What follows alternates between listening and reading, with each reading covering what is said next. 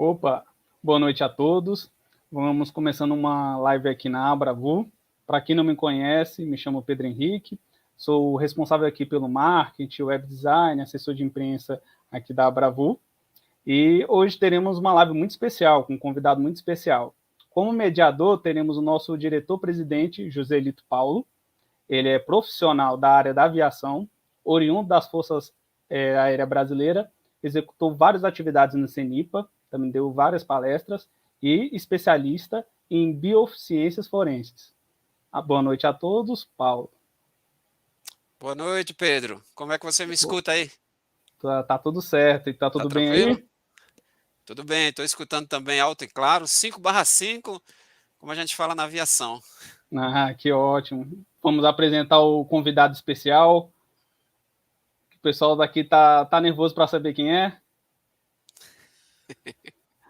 Então vamos apresentar aqui o Nilson, um convidado especial, o professor Nilson Luiz. Ele é professor na área da aviação, ele faz formação de aeronautas e também tem como competência atuação e investigação de acidentes aeronáuticos. Boa noite, Nilson, tudo bem? Amigo Pedro, boa noite. Amigo Joselito, boa noite. É um prazer a gente poder conversar um pouco aqui sobre aviação e fomentar a segurança na segurança de voo. Eu agradeço aqui, desde já, a possibilidade de estar com vocês. Muito obrigado. Que ótimo, boa noite. Joselito, pode ficar com as palavras. Muito obrigado, Pedro. Professor Nilson, que bacana, né, nos encontrarmos de novo aqui nas mídias, né, nas redes, né? É isso Muito aí, bacana, Nilson. E assim, nós da Abravois, nós temos assim, Nilson, damos uma importância muito alta à divulgação das informações. Nós acreditamos que a soma dessas informações juntas, elas fomentam o conhecimento. E o senhor, como professor, o senhor tem ajudado muito aí o pessoal da aviação, né? O senhor forma os aeronautas, né? O senhor trabalhou na área da mecânica, trabalha na área da mecânica, né? E um ponto muito importante que o senhor tem e que nós admiramos muito é a parte que o senhor fez e faz, né, da área de investigação de acidentes aeronáuticos. Professor, nós hoje vamos falar de um tema que é muito novo, é uma novidade e algumas pessoas talvez nem tenham esse entendimento, que é falar sobre a Desaer e o ATL-100, que será o novo avião brasileiro. Professor, como iniciou essa... É uma empresa, né, a Desaer, é isso? Exato, Joselito, exato. A Desaer era Desenvolvimento Aeronáutico, o nome dessa empresa, né? Desaer é a sigla, né? A ideia de criar essa empresa surgiu lá em 2012, 2013, por aí, né?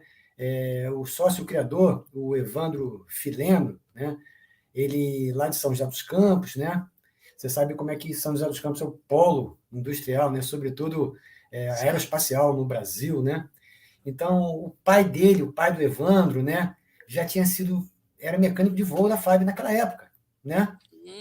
E o pai dele trabalhou no CTA, na época chamava de CTA, né? Centro Tecnológico de Aeronáutico, né? Hoje chama-se DCTA, Departamento Centro Tecnológico de Aeronáutica, né?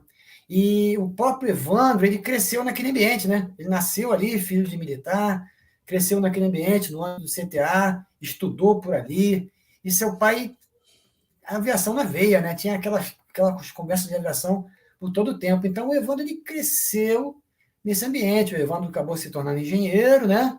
Acabou se tornando outro entusiasta, igual o pai, da aviação, né?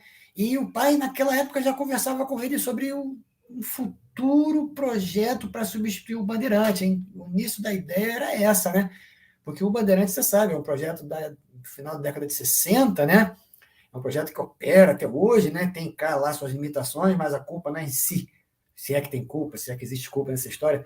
As limitações dele na atualidade são por questões de características e também pelas questões de suprimento, né? Isso acontece com todo o projeto, né? E as coisas mudaram muito, a ciência aeronáutica mudou muito e hoje nós temos projetos mais avançados que cumprem esse trabalho né, que o Bandeirante executa, né, mas o Bandeirante tem aquele vigor, né, aquela honra nossa de ser um avião da Embraer, né, e o Evandro, né, desde criança, conversando com o pai, não, que um novo Bandeirante tem que ser assim, um novo Bandeirante tem que ser assado, e eles conversavam muito sobre isso, né, e a Embraer passou por aquele período de inchaço, né, depois do Dr. Osiris, né, as coisas foram mudando muito, né, e surgiram lá os planos de demissão voluntária, né? E o Evandro já trabalhava na Embraer durante muitos anos, ele era já projetista, já com bastante experiência, né? E quando ele entrou no PDV, no plano de demissão voluntária, na verdade foi em 2016, né? Ele começou a falar assim, não, agora eu vou começar a pensar nessa história de forma séria, né? E aí começou a desenhar, começou a rascunhar um monte de coisa e ideias que não faltavam para ele. Ele começou a fazer o arquivo pessoal dele do que ele entendia que deveria ser o substituto do Bandeirante, né? E até então não tinha história de Desaer, nada disso, né? Mas depois do plano de demissão voluntária, aí essa ideia começou a amadurecer na cabeça dele, né? Ele já havia trabalhado cerca de 20 anos na Embraer, exatamente nessa área de projetos. E com a entrada lá do PDV, ele decidiu criar sua própria empresa de tecnologia. Aí que eu começo a responder a sua pergunta, né? Aí começou a achar que podia ser concreta mesmo essa criação da empresa de tecnologia, né? Inicialmente ele pensou em fazer uma startup, só nesse âmbito startup, né? Mas ele tinha a ideia de concretizar um projeto, né? Um projeto aeronáutico que viesse a substituir o Bandeirante, o nosso Bandeirante, né? Excelente, E Nilson. a partir daí a coisa foi evoluindo e nós estamos nessa situação que nós estamos hoje aí, Tá perante a Desaer. certo. Nilson, só para. Quero abrir um parênteses aqui, porque a nossa audiência ela é bem diversificada, né? O Bandeirante, deixa eu ver se eu não estiver errado, por favor. O Bandeirante é o Embraer, o 110, não é isso? É o Eco Isso, 110, o exatamente. Bandeirante 110. Esse Exatamente. novo avião aí que está por vir seria o ATL, A TL-100. ATL-100, né? Isso, Tudo né? bem. Excelente. É somente para o pessoal ficar. Porque você falou muito aí no Bandeirante, eu lembrei, vamos tocar no assunto aí, que ele é um Embraer 110, né? O Eco 110, e esse novo é o ATL 100. Tá, Exato. joia. E a aeronave? A aeronave em si, né, professor? O projeto lançado realmente ele tem como objetivo substituir esse Bandeirante, esse Embraer 110? Como é essa história? Olha, o início da história, como eu falei para você, foi esse, né? Certo. O start inicial de se pensar em um novo avião foi exatamente isso, né? Desde a primeira ideia do projeto do ATL-100 até a finalização, que hoje o projeto está finalizado, tá? Até a finalização do projeto, muitas foram as contribuições dos integrantes do time da Desaer, da Desaer, do time que o Evandro chamou para trabalhar com ele. E Certo. muita coisa foi se modificando em função daquelas ideias iniciais do Evandro. E ele foi acatando, foi mudando aqui, foi acertando ali, né? E em termos de projeto, de desenho, que o pessoal da engenharia chama de loft, né? A maior contribuição foi de um grande amigo dele, também engenheiro, também ex-Embraer, chamado Israel, né? Esse camarada chegou para o time dele lá e deu uma sacudida no projeto, né? Ele começou a falar com o Evandro que, olha só, substituir o Bandeirante, tudo bem, mas a gente pode ir além. Nós vamos fazer um projeto que não é só para substituir o Bandeirante. Nós vamos fazer um projeto que ele seja de ponta e que seja mais abrangente que o atual Bandeirante, né?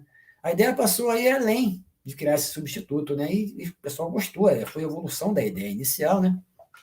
E começaram a entender que, na verdade, eles deveriam elaborar um projeto de um avião que cumprisse ali as exigências lá do FAR 23, lá do FAA, entendeu? Opa, peraí, só um minuto. Você falou em FAR 23, é isso? Isso. Então, se for possível, você falar um pouquinho sobre esse FAR 23, né, para esclarecer para a nossa audiência e quem está nos acompanhando, Claro, podia ser? claro. O que é FAR, né? Hum, FAR é Federal Aviation Regulação. É regulação federal de aviação lá americana, né? Os certo. FAR, eles têm os FAR como a gente tem os airbags, tá certo? Então, o que acontece? Os FAR são os requisitos do FAA que regulam a aviação americana, certo? Até aí, beleza, né? Pô, o mercado mundial, o mercado global, ele tem a base na indústria americana. Isso aí não adianta a gente querer fugir disso, que isso é fato, né? Certo. Então, o mercado global se baseia nos FAR.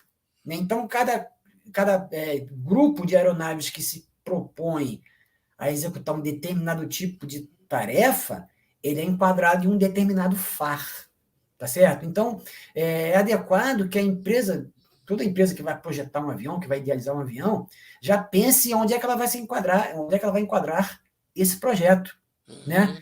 Sempre para que seus produtos tenham um determinado FAR, isso fica mais fácil para o mundo inteiro. E esse avião é do FAR 23, ou seja, ele está num determinado quadradinho ali, né? Que as pessoas já entendem capacidade, autonomia, número de passageiros, entendeu? Capacidade de carga, por aí. Então, são definidas características. Essas características montam um determinado FAR. No caso do ETL 100, ele vai... A ideia, né, o projeto é todo baseado dentro desses limites, né, dessas características do FAR 23. Né? Os FAR são as bases para as criações de regulamentos das agências reguladoras de aviação civil dos estados que são signatários da ICAO, né? E no Brasil não é diferente. Então, se você for pegar lá o RBAC 23 da ANAC, ele trata de certificação, né? E o RBAC 23 nada mais é que a adaptação para o Brasil do FAR 23. Ah, entendi. Então, nesse ponto, você já está começando a falar sobre a certificação, é isso? Sim, sim, sim. Mas Né? aí vamos, se, professor, se puder ajudar a gente aí, o senhor podia Claro. falar sobre a certificação, só para lembrar o pessoal da audiência que os RBACs, que são os regulamentos da aviação civil, como os RBHA, né, que é Isso, fala sempre homologação, né, porque nós tínhamos o isso. Departamento de Aviação Civil e hoje nós Exato, temos né? o seu substituto, que é a Agência Nacional de Aviação Civil, né, esse então, que é o nosso órgão de regulação, né. Mas, professor, sobre a certificação, porque a certificação, para mim, ela tem uma importância um tanto que é alta, né? Porque eu trabalho com o risco da fauna e essa certificação, ela também, quando o senhor vai falar em certificação, eu já fico um pouco preocupado aqui, porque o senhor já está me dizendo aí que eu não sei se, talvez na frente aí o senhor deu uma palhinha aí para a gente sobre o motor dessa nova aeronave, né? E essa certificação para mim já é importante, né? Mas como é esse lance da certificação, professor?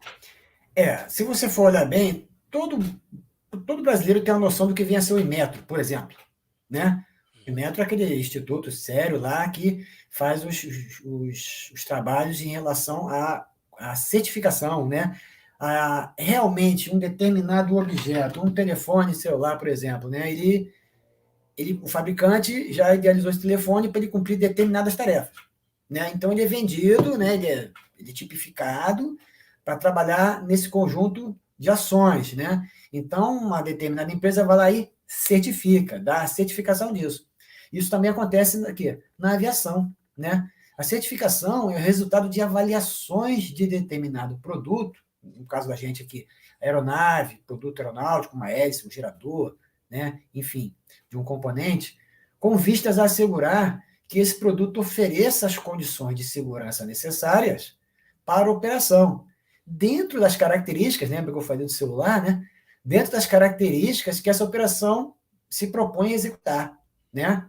Há um acordo internacional onde, alcançando uma das certificações, seja do FAA, da EASA ou da ANAC, se uma empresa conseguir uma dessas três, as outras duas são facilitadas, né? Então, só lembrando, o FAA, né, Federal Administration Aviation, né, lá do americano, a EASA da Europa e a ANAC do Brasil, O né? nosso regulador, né? Tá certo. Agora Isso, ficou mais então, tranquilo. Agora dá para a gente continuar aí o papo, porque a gente tem que, de vez em quando, dar uns acertos, né, claro, para o pessoal que também está nos assistindo à audiência, né, professor? Mas vamos é lá, isso vamos aí. em É isso frente. aí. Então, eu acho que, pontuado aí o que vem a ser o 5 de 3 e o que vem a ser certificação, a gente pode voltar para a pergunta inicial, que é exatamente a história do avião está enquadrado no 5 de 3, né? Então, o pessoal lá da empresa, né, eles decidiram que o produto deveria atender, como eu estava dizendo, as exigências lá do FAR 23. Né? Assim, eles buscaram a certificação aonde? Nesse âmbito operacional. Né? Então, resumidamente, né, eu não vou ficar aqui lendo o FAR-23, que é um monte de coisa, né? Mas, resumidamente, né, o que é uma aeronave que faz parte do conjunto lá do FAR-23? É uma aeronave que transporta, tem capacidade de transporte de até 2,5 toneladas, né? Que vai transportar, no máximo, 19 passageiros, ela vai ter 19 assentos, né? E esse envelope, isso é importante, o envelope da aeronave, ele pode ser a tentativa da certificação disso para um avião single pilot, ou seja, um avião que seja homologado para voar com um único piloto, né? Então, notem que isso é muito mais do que substituir o Bandeirante, né? O Bandeirante está nesse caminho aí do FAR-23 também, né? Mas é um projeto menos ousado, né? É um projeto da década de 60, né? Então, para aquela época, ele foi bastante ousado, né? Mas o pessoal da DESAER pegou lá a ideia de substituir o Bandeirante, né? E foi além, como eu estava te falando, né? E aí, em cima dessa história aí do FAR-23, a gente pode citar também algumas outras características aqui presentes lá no projeto do ATL-100. Por exemplo, né, o transporte de carga através do container LD3. Não sei se fica claro para o pessoal. A maior parte dos aviões de carga, eles trabalham com pallet. Como é que funciona isso, né? Pallet é uma base, né, onde você vai colocando a carga ali e depois você amarra. Passa aquela fita de catraca e você amarra, né? Aí, uma vez ele é suspenso pela empilhadeira, ele é colocado no interior da aeronave de carga, que ela tem um piso com um rolete, e por mais que seja pesado o pallet, fica fácil de manobrar o pallet dentro do avião. E, tradicionalmente, é assim que funciona a aviação de carga, né? De aviões médios aí do FAR-23, de aviões pequenos para médios do FAR-23.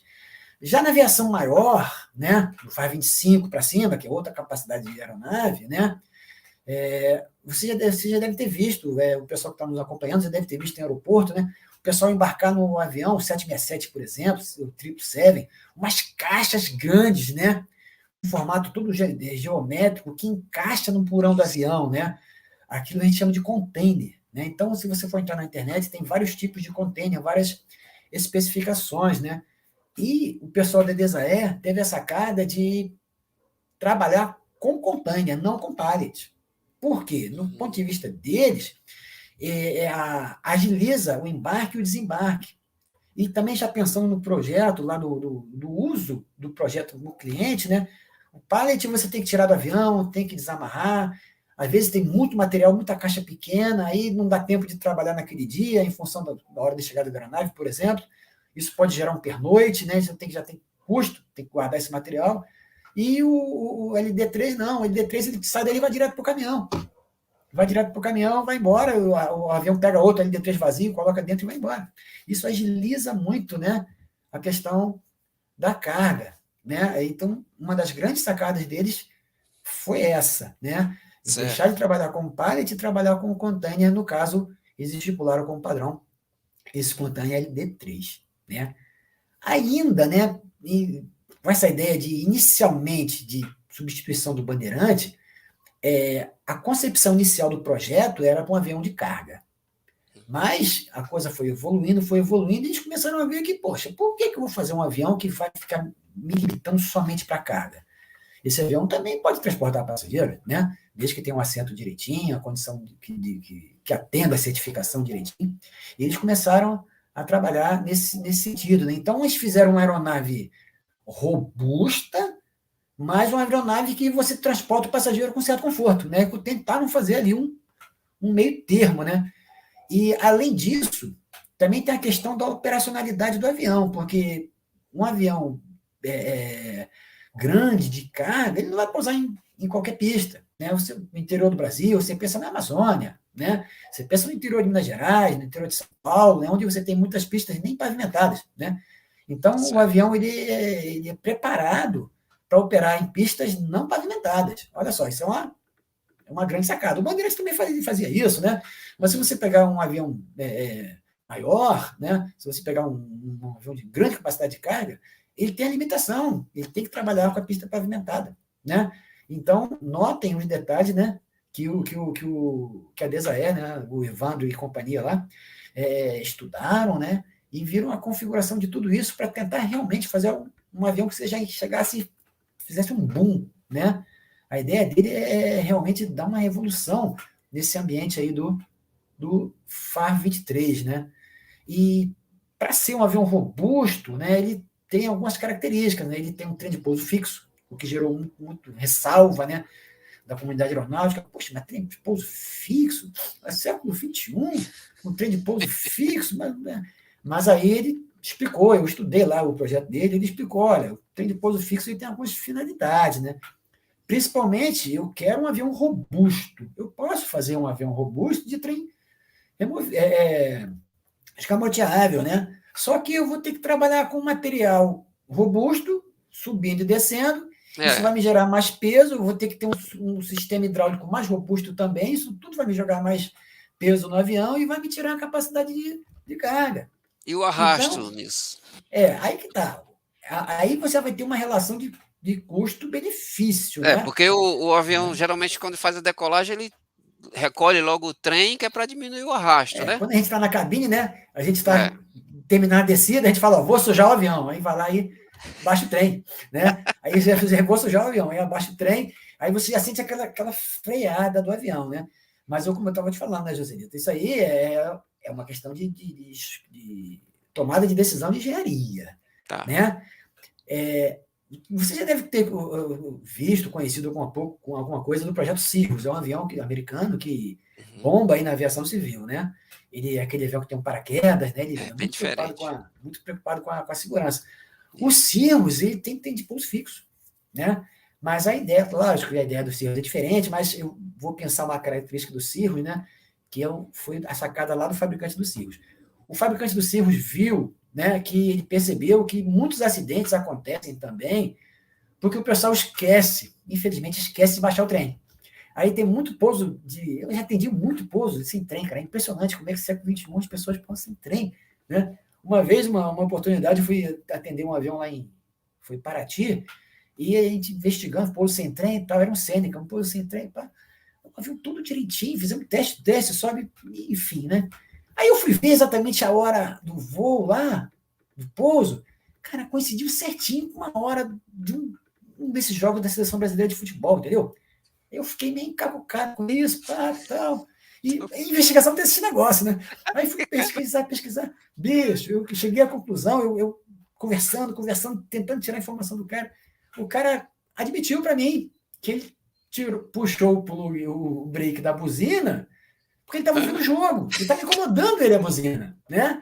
Então ele foi fazendo pouso, ouvindo o jogo, não abaixou o trem, cara. Entendeu? Então, é claro que eu não vou criar um projeto com um trem fixo pensando que o cara vai esquecer. Mas algum fabricante, no caso do Cirrus, o fabricante do Cirrus, ele entendeu que isso aí atende bem o envelope dele e melhora a segurança. Ponto. Certo. Enfim, é uma decisão de engenharia, né? No caso da Desaer, a sacada dele foi o seguinte: quando um projeto com um trem recolhível, né, ele teria que ter uma caixa interna para abrigar esse trem, porque ou então ele ia puxar debaixo dos motores que ele não queria fazer, como era no Avro, como era no LET 410, né? O LET 410 na fuselagem, né? Como era no Avro, no Búfalo, como era do Búfalo, né? O trem de pouso saía da nacelle do motor, né? Então você não roubava espaço da fuselagem, espaço útil, né? Então, no caso da Desaer, a ideia foi essa, não roubar espaço útil, porque ele quer fazer passageiros barra carga, né? E ele também quer um avião robusto, que possa ir praticamente em qualquer lugar. Então, eles optaram, né, a empresa optou pelo desenho do trem fixo, né? Ele coloca lá um corpo fuselado em volta do trem, para diminuir o arrasto, é claro que vai gerar arrasto, né? Mas também ele coloca aí no projeto aí uma faixa de performance que os motores precisam ter. Aí, com isso, né, a relação empuxo-arrasto, ele está calculando ali tudo, a questão da autonomia, né, a relação custo-benefício para apresentar para o cliente. Eu não posso dizer aqui que foi uma boa sacada ou uma sacada ruim, eu só acredito que é um projeto ousado. É um projeto ousado, né, e que tem características próprias. E o mais bacana desse projeto é que ele procura atender uma grande possibilidade de utilização da aeronave. É uma aeronave de emprego diverso, né?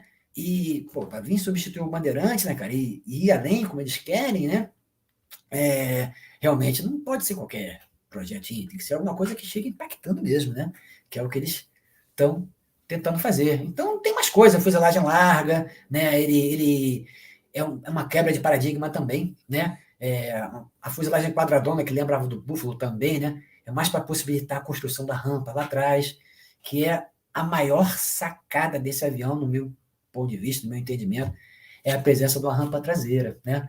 Você não vê nenhuma aeronave, o Bandeirante não tem, né? Você não vê nenhuma aeronave do FAR-23 com uma rampa traseira, né? A aeronave mais próxima dessa daí, a gente pode falar mais para frente aí, se não me engano, é o caso 212, né? O caso 212, mas é um avião maior, né? Então, um avião pequeno, ele sempre tem aqui a porta lateral. A porta lateral de carga, ela impacta, porque você tem que ter uma empilhadeira. Já tem que levantar, tem que ter cuidado para a carga não bater. E você vai pousar lá na Amazônia, vai ter empilhadeira? Olha o pensamento do cara. Vai ter empilhadeira? Entendeu? Não necessariamente vai ter empilhadeira. Ele com rampa traseira, né? E ele ainda colocou, cara, um guincho dentro do avião, olha só. Então ele pega o LD-3, né?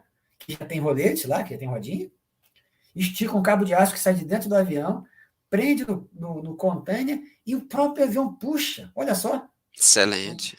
Só uma espécie de loadmaster vai só orientando ali, né? Mas o peso mesmo fica por conta do guincho. O guincho vai enrolando o cabo de aço e traz o LD-3 para dentro do avião. Então ele pretende voar com 3 LD-3, né? Como eu te falei aqui, a capacidade de 2,5 toneladas. Então esses que tentaram fazer, cara, um avião autossuficiente para carregar, para descarregar, né? A presença do guincho também é revolucionária, né? O C-130 tem um guincho, mas, pô, o C-130 é um dos maiores projetos de transporte mais bem-sucedidos do mundo, né, cara? Um americano ainda voa com o C-130, né? Então, querer fazer alguma coisa, mas o que é bom imita, né? Em termos de engenharia, isso é muito viável, né? Então, e outra coisa, avião de rampa com passageiro também não é muito comum, né? Então, é uma escolha bem particular. Pô, mas avião com rampa para passageiro? Você já deve ter visto, assim, o pessoal que nos acompanha também, a dificuldade de um passageiro cadeirante para embarcar no aeroporto. Sim. Se o avião não estiver lá na ponte de embarque, né, se estiver na posição remota, acontece, né? Muitas vezes acontece. Você tem que ter 2 funcionários da empresa para levar o passageiro com cadeira de rodas e tudo, subir aquela escada toda e deixá-lo lá no nível do acesso ao avião. No ATL 100, o passageiro cadeirante ou idoso que tem dificuldade de locomoção, ele vai ter uma facilidade muito grande de subir no avião. Ele vai com a cadeirinha dele, tranquilo, né? Então, foi uma outra grande sacada também da Desair, né? Esse esquema da rampa traseira. Rapaz, tem muito a se falar dessa rampa. Eu acho que o avião vai ganhar espaço no mercado, né? Muito por essa rampa, entendeu? Professor, inclusive, presumo que o senhor também já tenha visto, as pessoas às vezes inventam ali uma determinada obra de engenharia, digamos assim, né, para poder subir uma cadeira, né? Também tem isso aí, né? E uma coisa importante que o senhor tocou no assunto que eu achei muito importante, sabe? Quando alguém pensa em adquirir uma aeronave, né?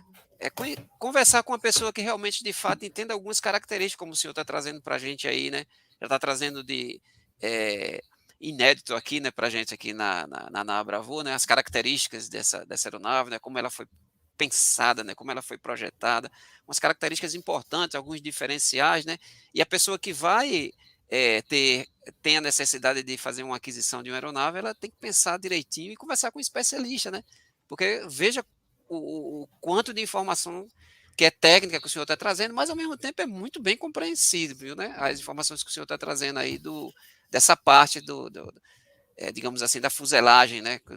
Da aeronave, né? Dessa estrutura, né?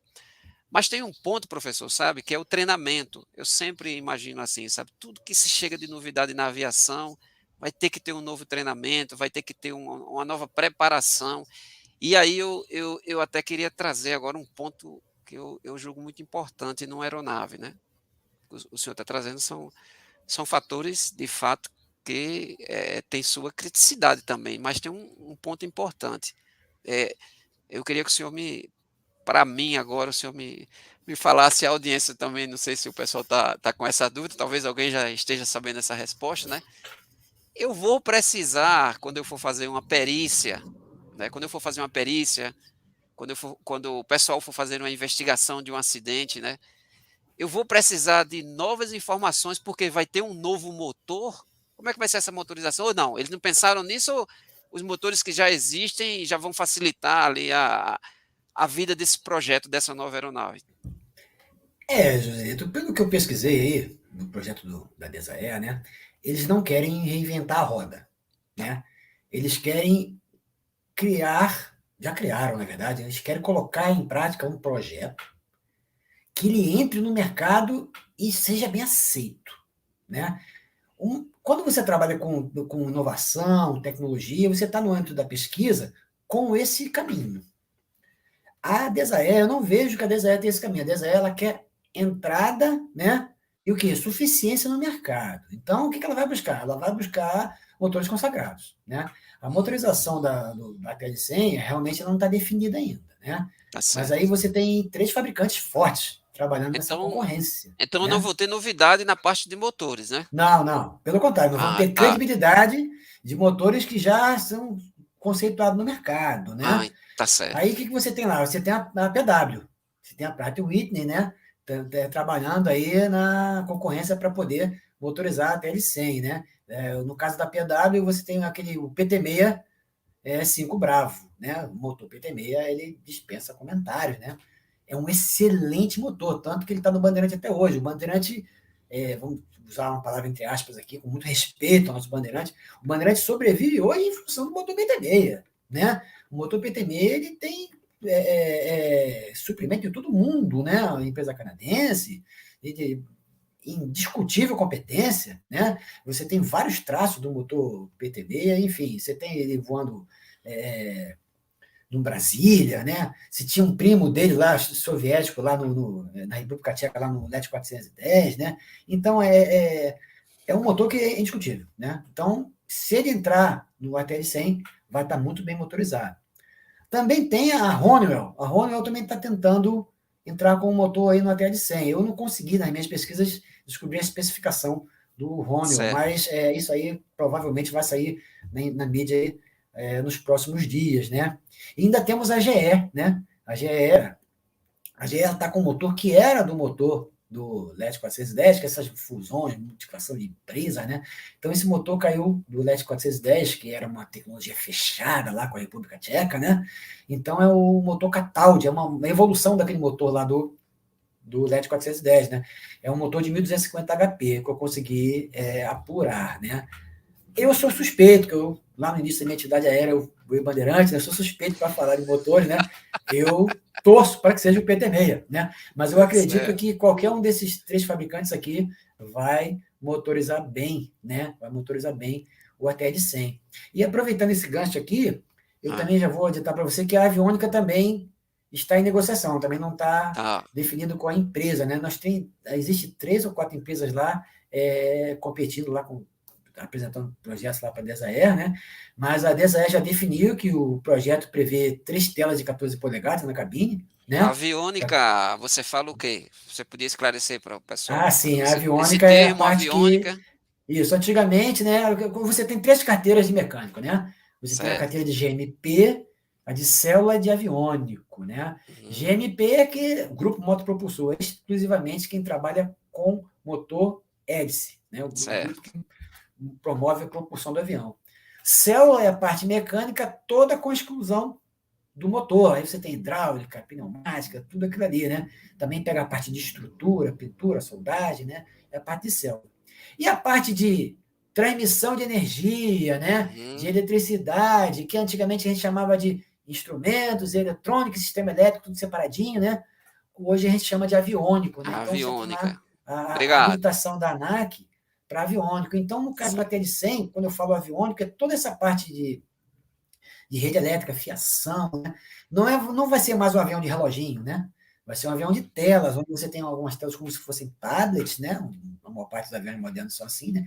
Onde o piloto vai selecionando ali qual sistema que ele quer que fique a amostra para ele, né? Então, de acordo com a doutrina da empresa, eu coloco lá numa determinada tela, que é muito comum, a parte de combustível, e na outra a parte de hidráulica, por exemplo, se o avião tiver alguma coisa mais crítica de hidráulica, né?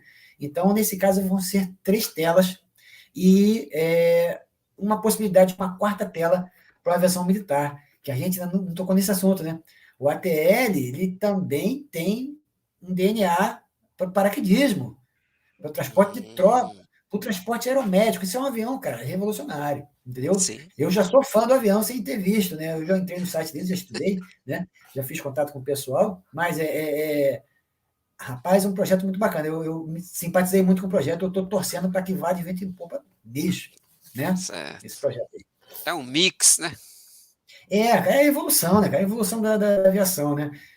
Você vê, realmente, no final dos anos 60, você conceber uma rampa para o Bandeirante, eu acho que era uma coisa muito difícil para a época, né? Mas hoje em dia já dá para colocar.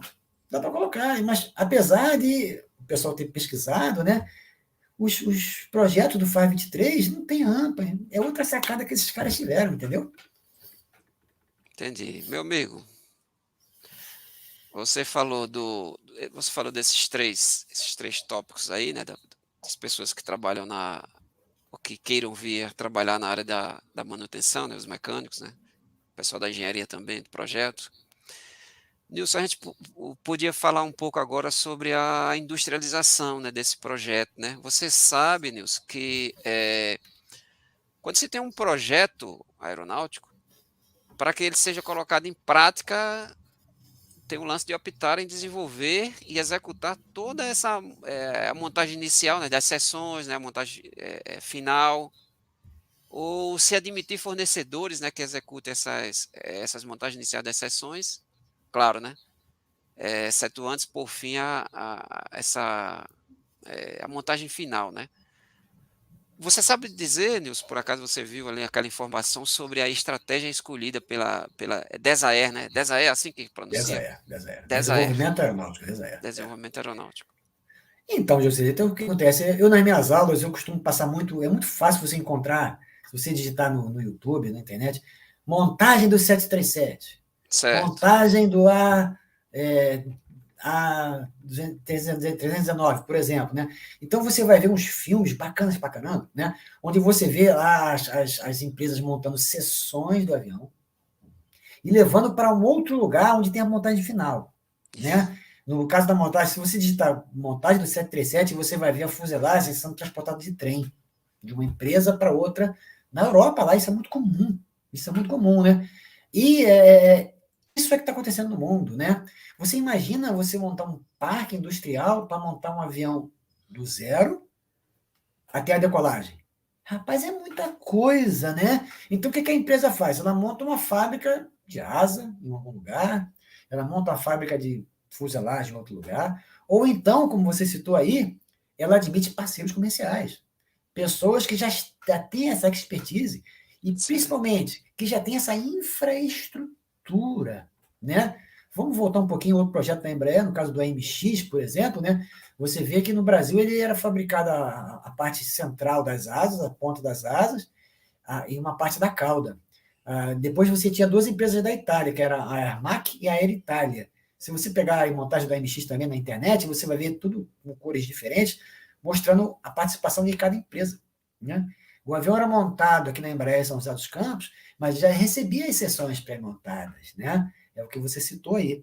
E, como eu falei aqui anteriormente, a DESAER, pelo que eu pesquisei, ela não quer reinventar, ela quer entrar no mercado, força, entrar de sola com força. Então, todo o pessoal é ex-Embraer, né? Sendo ex-Embraer, eles têm a expertise de como a Embraer trabalha. Como a Embraer trabalha? A Embraer trabalha assim. Ela trabalha com fabricante de seções, como eu citei aqui do NX, né? E faz a montagem final e a entrega para o cliente, o voo de experiência, o voo de certificação, tudo, e entrega para o cliente, né? Então, e ainda tem isso, a ideia deles, eles já têm, na verdade, implantado, não só o núcleo da empresa São José dos Campos, que está lá em Cubaero, como também a DESAER Portugal, para poder atender o mercado da Europa. Olha só a visão dos caras, né? Porque o avião, é claro, não vai ter autonomia para atravessar o oceano, e o custo de transporte do avião montado é muito caro, né?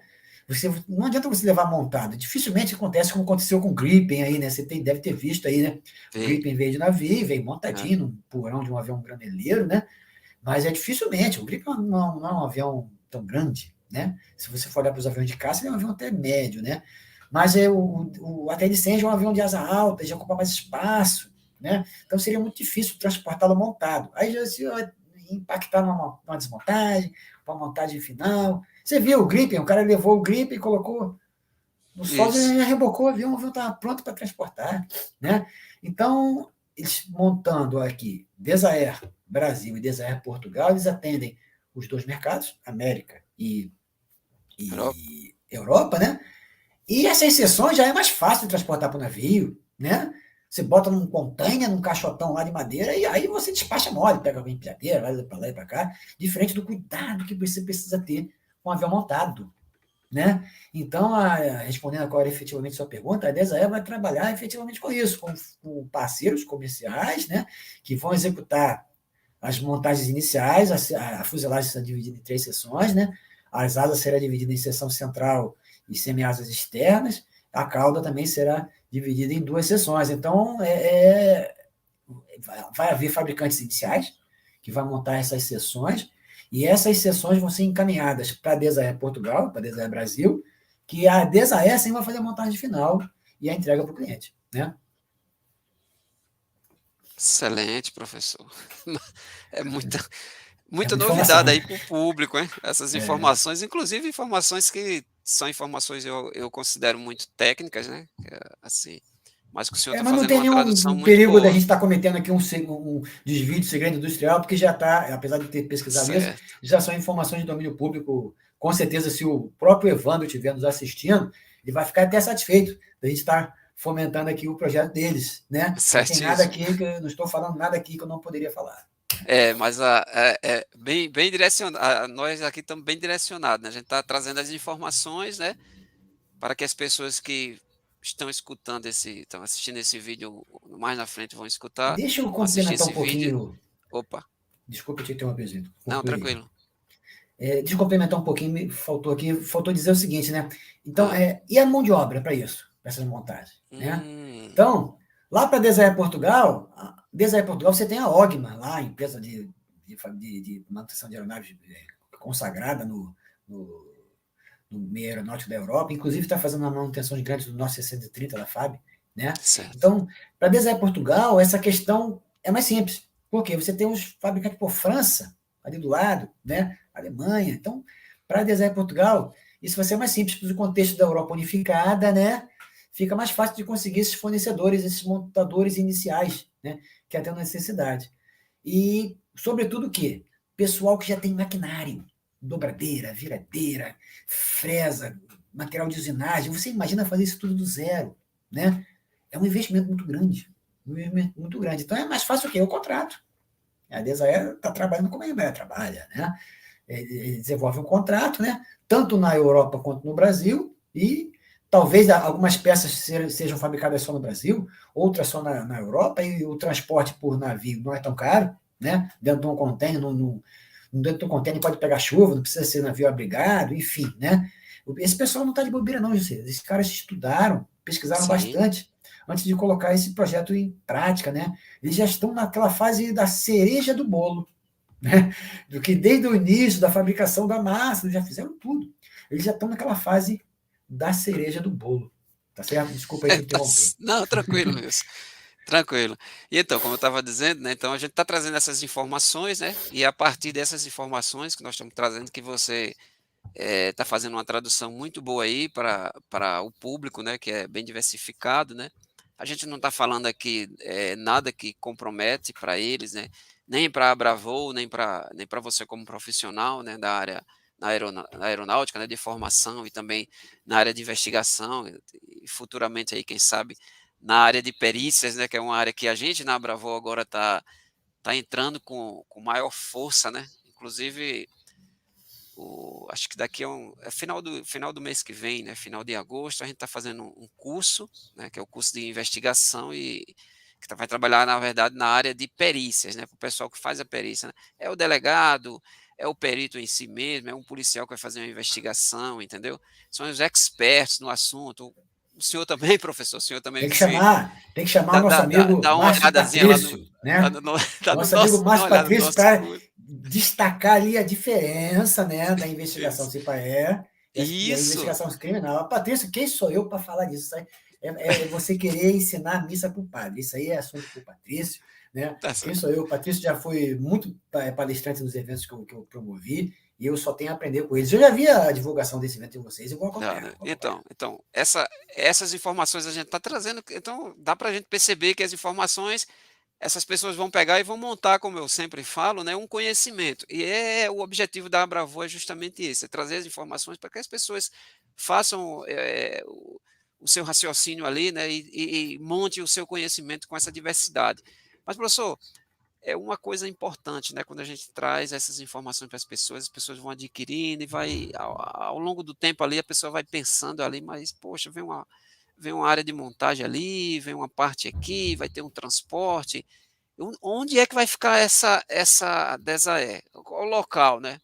Entendeu? A Quando DESAE eu falo Brasil, que você fala. Né? Exatamente. Qual seria o município? Não sei se o senhor já sabe qual o município ou qual a unidade da federação que eles vão fixar essa, posso chamar de fábrica, né, professor? Isso, Desaer Brasil, ou exatamente. Desaer no Brasil, né? Isso, eles estão chamando de Desaer Brasil e Certo. Desaer Portugal, né? Tem uma diferença aí que é contratual, né? E também tem uma questão de Estado, né? Para você adquirir lá a autorização, né? Para você operar essa empresa. O governo português fez alguns questionamentos, né? Tem que usar a mão de obra de lá, ele está garantindo o povo dele. O Brasil também está tentando fazer agora, né? Honrando o que o seu povo precisa, né? E aconteceu com o Brasil também. Então, muitos foram os municípios, né, tentando responder agora a sua pergunta, muitos foram os municípios que se demonstraram interessados em se tornar os parceiros aí da DESAE, porque imagina você, onde essa empresa se estabelecer, rapaz, é fomento de quê? É fomento de tecnologia, é fomento de hospedagem, supermercado, vai um monte de gente para serviço local, né? É habitação, então isso a princípio é um boom, né? Mas é muito mais fácil você montar em São Paulo, por exemplo, que já tem tudo lá. Sim, olhando de fora, né? Pode ser, mas e lá na cabeça do Evandro Fileno, lá, do criador da empresa, do Israel, esses caras que estão injetando dinheiro, eles que estão fazendo o quê? Investindo. Então, isso não é uma brincadeira. Isso é alguma coisa de extrema seriedade que esse pessoal já investiu muito nisso. Então, eles inicialmente tiveram a intenção de se basear em São José dos Campos. Tá? São José dos Campos, como eu te falei, pô, lá tem o ITA, tem o IME, tem o IAE, tem o INPE, pô, não precisa dizer, né? Só a escola que a Embraer. Só a escola que a Embraer mantém, não sei se você sabe disso, a Embraer mantém uma escola para os filhos, a princípio, né? Para os filhos dos funcionários da Embraer. Mas ela é aberta para concurso, desde que você esteja lá uma faixa salarial, não é? Voltada para quem tem muita renda, né? É um negócio muito bacana, um projeto. Até certo ponto pode ser chamado de social. Então, a Embraer é uma empresa de ponta. Você tem lá a Nuclep, você tem aí você já está quase perto de São Bernardo do Campo, você tem Rolls Royce, né? Então, né? Então a ideia inicial, eu vou ficar por aqui, né? Porque aqui eu vou ter mais facilidade. Só que é o seguinte, nessa teoria aí de você receber determinadas sessões e fazer a montagem final, você vai ter que voar. E não é voar pouco, não. Você vai ter que voar bastante. Vai ter os voos de certificação, vai ter os voos de experiência. E o avião voa, dá pane, volta, tem que arredondar o avião. Então tem que voar toda hora. Né? Tá precisando de espaço, Tá precisando de espaço. Vai lá para o interior de Pernambuco. Não, é outra coisa, é o espaço aéreo. Ó. E o espaço aéreo também. O que tem em São José dos Campos? Fica no meio de quê? Pois é. Fica no meio da ponte aérea, da linha aérea mais movimentada do Brasil, né? Que é que liga São Paulo com o Rio de Janeiro. Então, eu instalar uma empresa ali que eu preciso voar toda hora, acabou não sendo inteligente. Aí continuaram os estudos, né?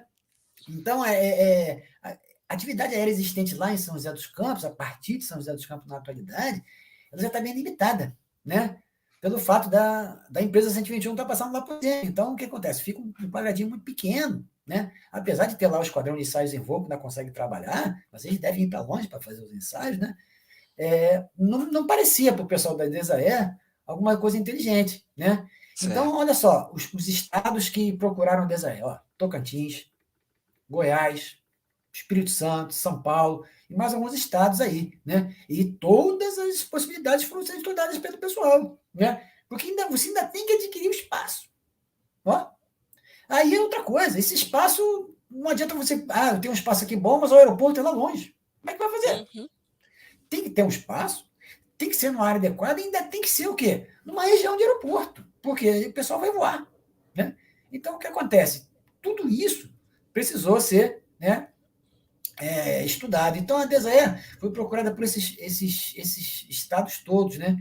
E os estudos da logística envolvida, né, mostrou o quê? Definiram que o local deveria beneficiar o recebimento de material que chegasse por via marítima. Porque tem toda essa história dos outros fornecedores, fora até do continente americano, né? Então, aí você já... Então, vou ficar perto do litoral. Pô, mas perto do litoral são os terrenos mais caros.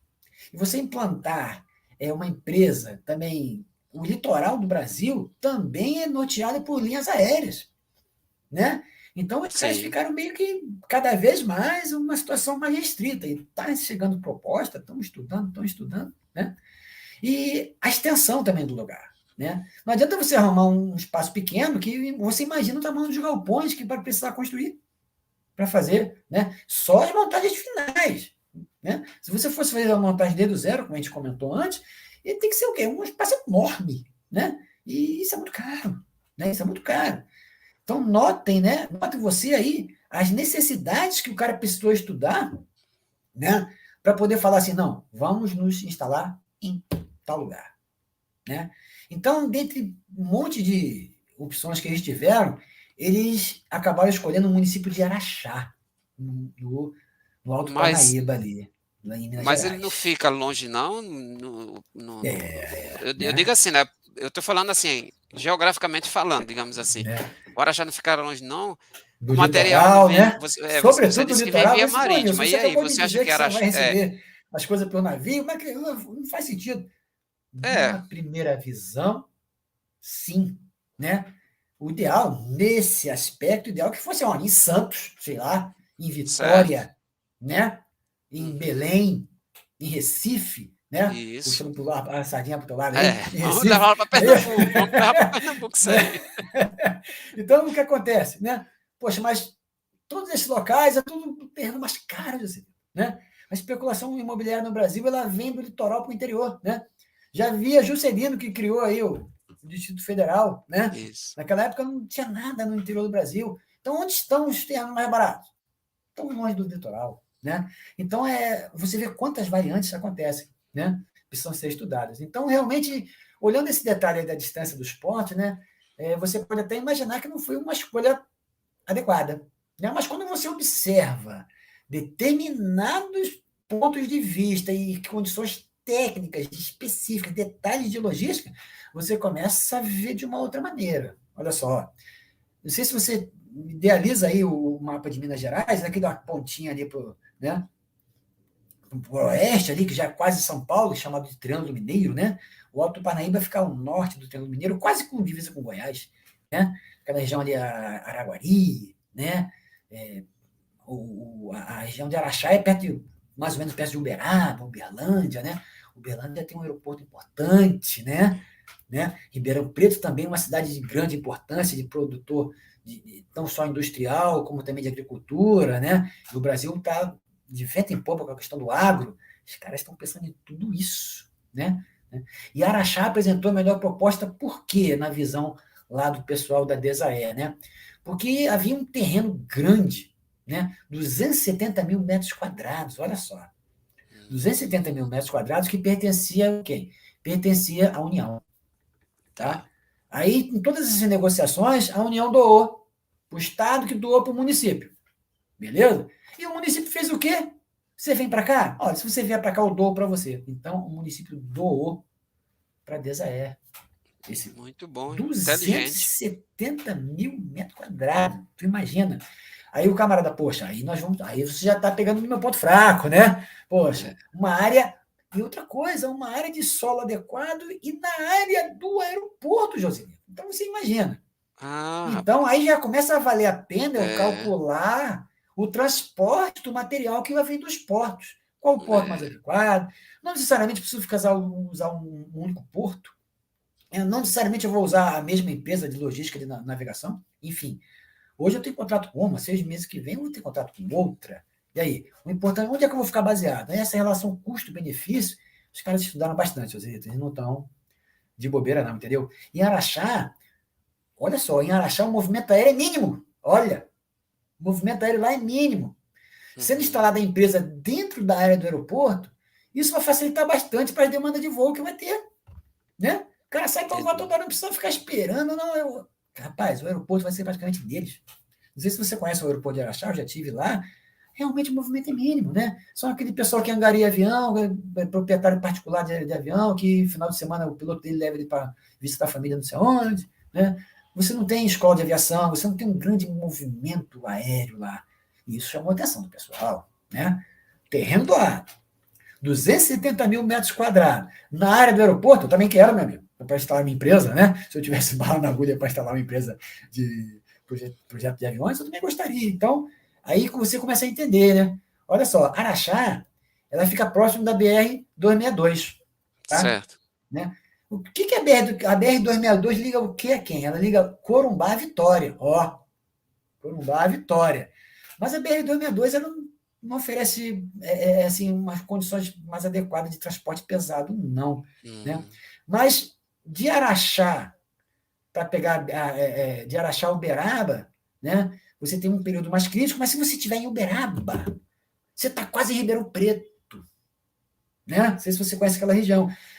Cara, de Ribeirão Preto para Santos, a estrada é tudo duplicada. Isso. Olha só, a sacada dos caras, né? Pô, mas esse pedacinho de Araxá para Uberaba tá difícil, tá ruim, não é duplicado e tal. Aí eu faço. A Desaer já entrou em contato com a administração municipal para você duplica isso para mim?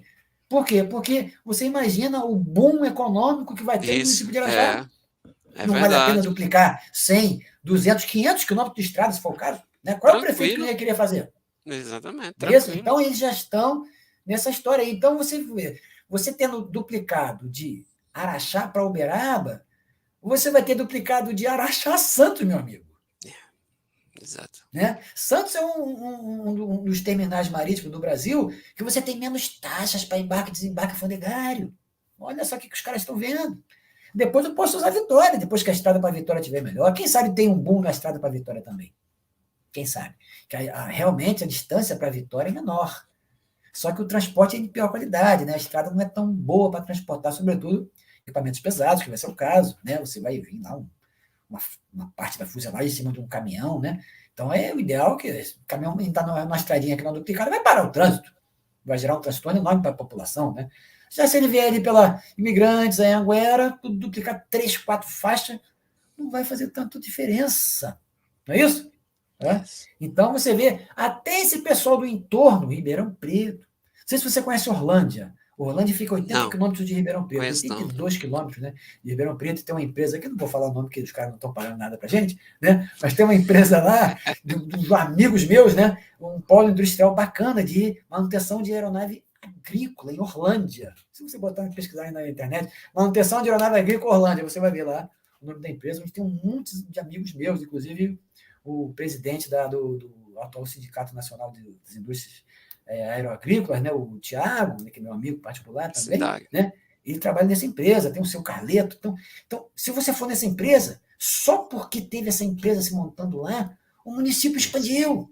Eles têm uma pista asfaltada, tem vários hangares, é um negócio bacana demais, cara. Eles fazem ensaio não destrutivo. Então, o que acontece? Eles têm uma infraestrutura somente para apoiar pequenos aviões da aviação agrícola. Ipanema, talvez Air Tractor, né, para unir. Você imagina uma fábrica de aviões. Né? Então, aí você começa a entender que, olha, Araxá tem umas dificuldades, mas também tem umas facilidades. Né? E o camarada do meio empresarial, ele está avaliando tudo isso, meu querido. Então, né? Sim. Mesmo com a implantação e a operação da fábrica Desaer Brasil em Araxá, ele também não pretende abandonar São José dos Campos, né? Porque ele está na chamada Incuba Aero, numa incubadora de startups, né? Que também tem um período limitado para ficar lá, que é um apoio para a empresa pequena, né? Certo. Mas eles também não são bobos, né? Eles já estão com outro projeto aí na frente, né? Que eles não... eles já estão com um projeto no aeronave do FAR 25, no aeronave maior, pressurizado. O HL100 não é pressurizado, né? Então, então, tendo um projeto novo, eles conseguem ficar nem cobrando. Entendi. Então, note você como que as coisas são interligadas. Então, eles indo para Araxá, eles só vão mandar engenharia. O pessoal de certificação, de entretenimento institucional, né? O pessoal de negociação, efetivamente, né? Vai ficar em São José dos Campos, que é o polo empresarial industrial do Brasil. Então, na verdade, eles se instalando em Araxá, eles vão continuar em Araxá, em São José dos Campos e em Portugal. Olha... entendi.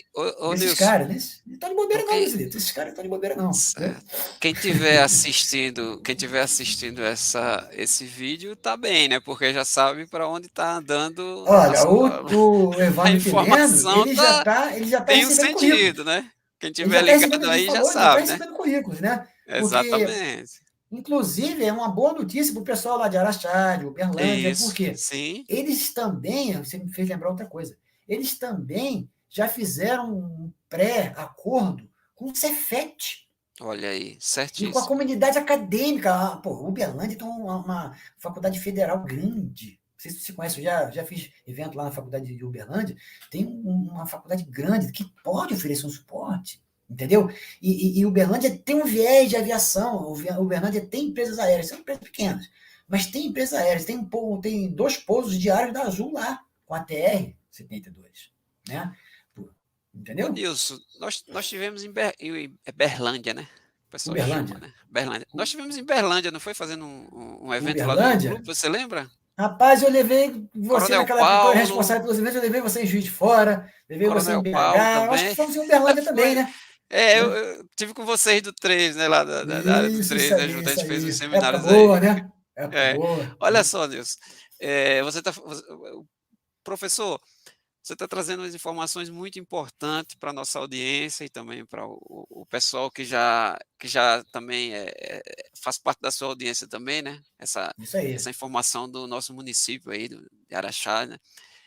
Aqui no Brasil, então, a gente tem uma informação muito boa agora, né? Eu gostei demais dessas informações que o senhor trouxe. Mas o senhor também tinha falado... Você vê bem que a história de escolher Araxá não foi à toa. Exatamente, Mas o senhor está falando, nós estamos comentando aqui sobre a Desaer Brasil, mas o senhor falou lá atrás que também lá na Europa teria um Desaer Portugal, é isso? Exato. Como anda essa implantação lá na Europa? Está mais adiantada? Ou nós estamos aqui como está lá? A Desaer Portugal está mais adiantada do que a Desaer Brasil. A Desaer Portugal já tem uma área lá, né? E eu te falei, lá é mais fácil, não falando mal do fomento das empresas do Brasil, pelo contrário, eu sou um patriota aqui, bacana, né? Mas o fomento lá é maior. Não porque os caras gostam mais dos empresários lá, o fomento lá é maior porque eles têm uma condição econômica de fazer um fomento maior, né? Certo. Então, por isso que a Desaer Portugal, apesar de ter iniciado junto com a Desaer Brasil, ela já está um pouco mais adiantada, né? Como os fornecedores serão globais, e como Portugal está inserido nessa realidade de Europa unificada, a implantação por lá tende a ser menos complicada, entendeu? Você está perto da Airbus, só isso. Será que vale a pena? Né? Você está perto da Airbus? Né? Então, lá há bastante fomento para empresas de tecnologia. Você acha que um fornecedor de trem de pouso, por exemplo, que fornece para a Airbus, não vai se interessar pela Desaer? Claro que vai. Ele pode não fechar contrato com a Desaer, mas vai ter negociações. Fornecedor de equipamento de aviônica, de radar altímetro, de radar meteorológico, tudo isso na Europa. Pô, a Europa tem tudo de ponta. Né? Você tem lá as viradeiras, dobradeiras, fresa que a gente usa no Brasil, vem tudo de lá. Né? Lá é a fabricação desses materiais de usinagem. Né? Então, a tendência da implantação na Desaer Portugal ser mais adiantada, e inclusive pelo que o Evandro já divulgou aí nos meios de comunicação, né? O primeiro voo deve acontecer em Portugal, a certificação inicial deve acontecer em Portugal, né? E a certificação inicial pela EASA lá, né? E como eu te expliquei, né? Uma vez tendo uma das 3 certificações, sendo EASA, FAA ou ANAC, Você tendo uma das três, as outras duas é praticamente automático, muito fácil. Você entra com um processo, é tudo burocrático, entendeu? Porque se uma dessas autoridades já emitiu a certificação, as outras duas acompanham, né? Entendi. Então, provavelmente a primeira certificação do ATL 100 vai ser lá por parte da EASA, né? E os teus primeiros voos, não é isso? Hoje, né, ele já tem uma ideia de começar a produzir o avião em 2025, entendeu? Bom. Em 2025 já produzir a primeira unidade, né? Okay. Ô, Nilson, você fala sobre certificação, essa parte aí, eu admiro muito, sabe, esse negócio de certificação. Até porque quando você vai, talvez o termo seja esse, produzir uma aeronave, né, montar uma aeronave, né, fabricar uma aeronave, você usa determinados componentes, né, determinados materiais, né, e aí agora tem tô com uma dúvida aqui sobre esses materiais, porque as pessoas às vezes pensam assim, né, não, ali tem o ferro, né, tem o acolchoado, né, da aeronave, né, você tem um material em que é fabricado a hélice, que é fabricado o motor, né, os componentes lá, mas existe um tal de materiais compostos na construção das aeronaves, que é um termo eu acho que é um termo muito técnico, né, mas existe a participação dos compostos na construção do ATL-100? Também tem lá?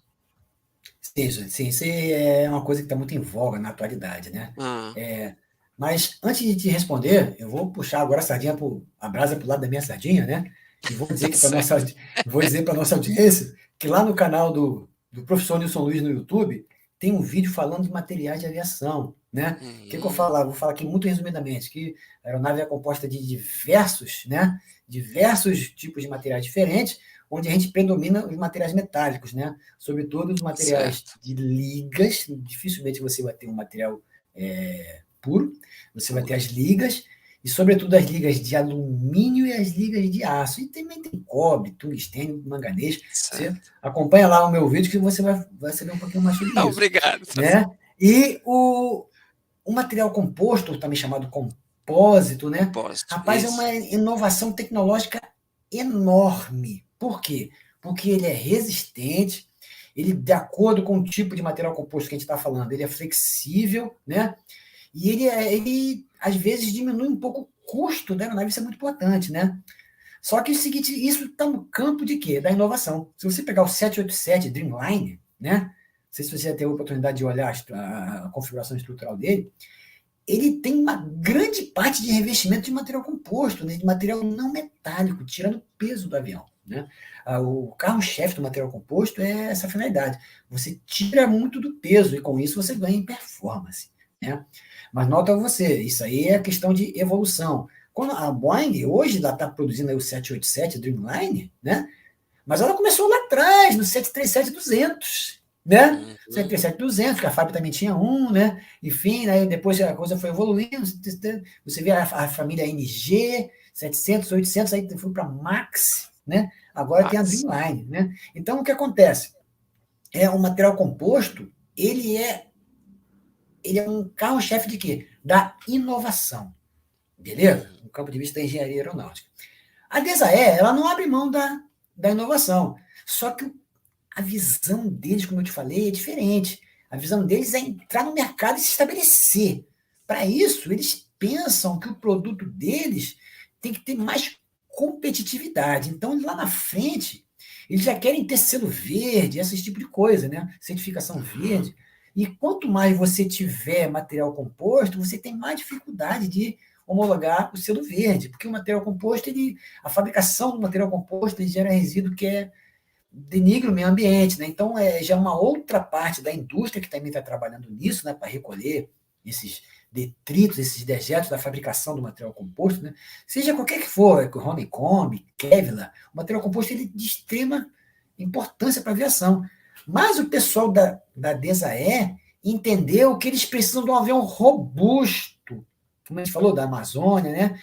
E isso é mais fácil e, às vezes, até menos custoso, né? Fazer com material mais tradicional.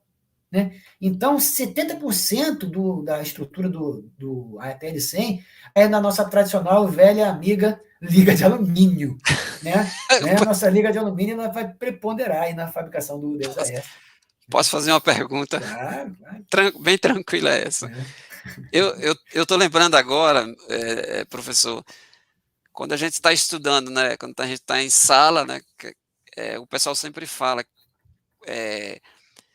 na época que a gente ia fazer a investigação do acidente, a gente sempre tinha essa preocupação, né, com o material, esse tipo de material aí, né, porque a gente chega lá no crash site para fazer a investigação, né, aquela ação inicial, e é uma surpresa para a gente, o que tem lá, a gente não sabe, né, onde é que está o quê, está espalhado aquele material, né, e aí a gente tem que ter esse cuidado adicional justamente com esse material, que são materiais que, entre aspas, aí não são muito bem-vindos para o corpo humano, dependendo da situação em que ele se encontra lá, né, no crash site, porque ele sofreu uma ação de um fator, digamos assim, externo, né, e essa modificação ali a gente não sabe o que a gente vai Muitas vezes tem encontrar. combustão envolvida. Combustão, né? Exatamente. É muito importante esse ponto. Mas, professor, por favor, o senhor também tinha essa preocupação adicional, não sei, Inclusive, porque eu me rapaz, preocupava muito com assunto isso. quanto à investigação, quanto à prevenção, crash site, essas coisas, a gente vai ter que ter outras oportunidades, que é muita coisa, muito volume de material para a gente conversar, né? Vamos aqui tentar retornar aqui para o ATL-100. Certo. Né? Então, mas aí... esse material é isso que o senhor está falando, não é isso? Sim. O É esse material, ATL-100, né? o ATL-100 ele até tem material composto, mas é pouco, né? Respondendo efetivamente sua pergunta, né? 70% ele vai 70% de liga para de alumínio, de a liga material do alumínio. tradicional. Material tradicional, não de material composto, né? Já vai entrar na questão da sustentabilidade, né? Mas o que eu estou falando para você, talvez quando ele tenha um outro projeto dele lá, ele tem um outro viés. Tá, entendi. Né? A Certo. empresa, ela não pretende viver só do ATL-100. Né? Ela pretende entrar no projeto com força e se estabelecer como ATL-100. Para isso, ela imaginou um universo. Né? Então, eles querem ser polivalentes no campo do emprego da aeronave. Né? Então, por hora, outra decisão de engenharia, né, José? Por hora, eles entenderam que não é hora de usar muito material composto nesse projeto. Ponto. Entendi. Decisão de engenharia. Eles que estão colocando investimento, meu amigo, né? A gente só está aqui especulando, né? Todo o mérito é deles. Tanto do fomento da indústria, né? Tanto do arrojo, da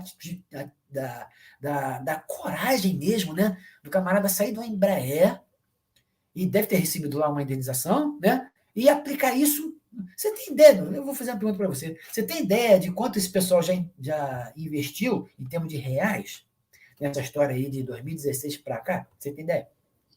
Não faço a mínima ideia, professor. Segundo o Evandro Fileno, né? Uma bagatela aí, né? De 800 a 900 mil reais só com essa história de projeto, sem bater um requinte. Notem que ainda tem muito para gastar, né? Então, por isso que, em certo ponto, na questão do emprego da aeronave, eles estão sendo até bem ousados. Mas talvez na construção da aeronave eles estão sendo mais conservadores, você está entendendo? Né? Por quê? Porque eles querem, como eu te falei, não é só substituir o bandeirante, né? Eles estão com os olhos abertos de maneira global, José. Eles querem pegar todo esse pessoal do FAR 23, como a gente comentou, né? Certo. Tem mais avião do FAR 23 no mundo aí, né? Que eles também estão de olho. Entendeu? Entendi. Então, eu preciso botar uma inovação? Sim, preciso colocar, mas eu coloco na aviônica, eu coloco na robustez do avião, que me promove pousar em pista de lamaçal, né? Pista inclinada, enfim, né? Onde os aviões mais Nutella não vão, entendeu? Né? Então, o que acontece? São sucessivas decisões de engenharia que cabe nós até tirar o chapéu para eles, né? Porque realmente, e você imagina, né? É claro, estão investindo, são empresários, né? Estão investindo, mas você imagina o quanto que a empresa, que a tecnologia nacional vai ganhar com isso, poxa, vai só ter ganhar. Né? Beleza, professor. Então é isso, tentando responder a tua pergunta, então, a maior parte do avião é formada de liga de alumínio. Tá certo? Ok.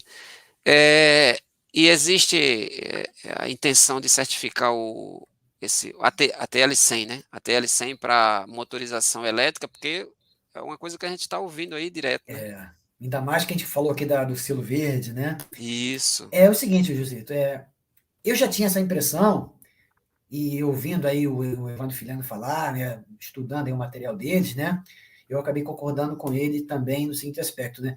O problema da motorização elétrica não é nem o motor em si. Motor, nós temos aí o GE, nós temos até projetos da Prati, tá? De motores elétricos, né? O problema não é o motor. O motor nós já temos desenvolvido bem. O problema é a bateria. O problema é a bateria. Você imagina você certificar uma bateria, né? Porque você sabe que bateria é um negócio que aquece, pega fogo, explode. Você vai lembrar, uns tempos atrás, em um determinado modelo do telefone Samsung, não vou lembrar agora do modelo de nenhum, que isso. você entrava no avião, você O tem um pessoal falava na Samsung, não sei fonia, das quantas, não sei das quantas, avisa aqui o comissário, por favor. O comissário pedia para você tirar a bateria e tal, isso, porque andou pegando fogo. Bateria do aparelho celular. Agora você imagina um avião elétrico, que provavelmente o piso todo dele por baixo vai ter bateria, aquilo tem que ter muita segurança, né? Você imagina a dificuldade de certificar isso. Então, isso, até fora do Brasil, né, a certificação de baterias aeronáuticas para alimentar os motores ainda está em estudo. Né? Certificar isso ainda está muito difícil. Né?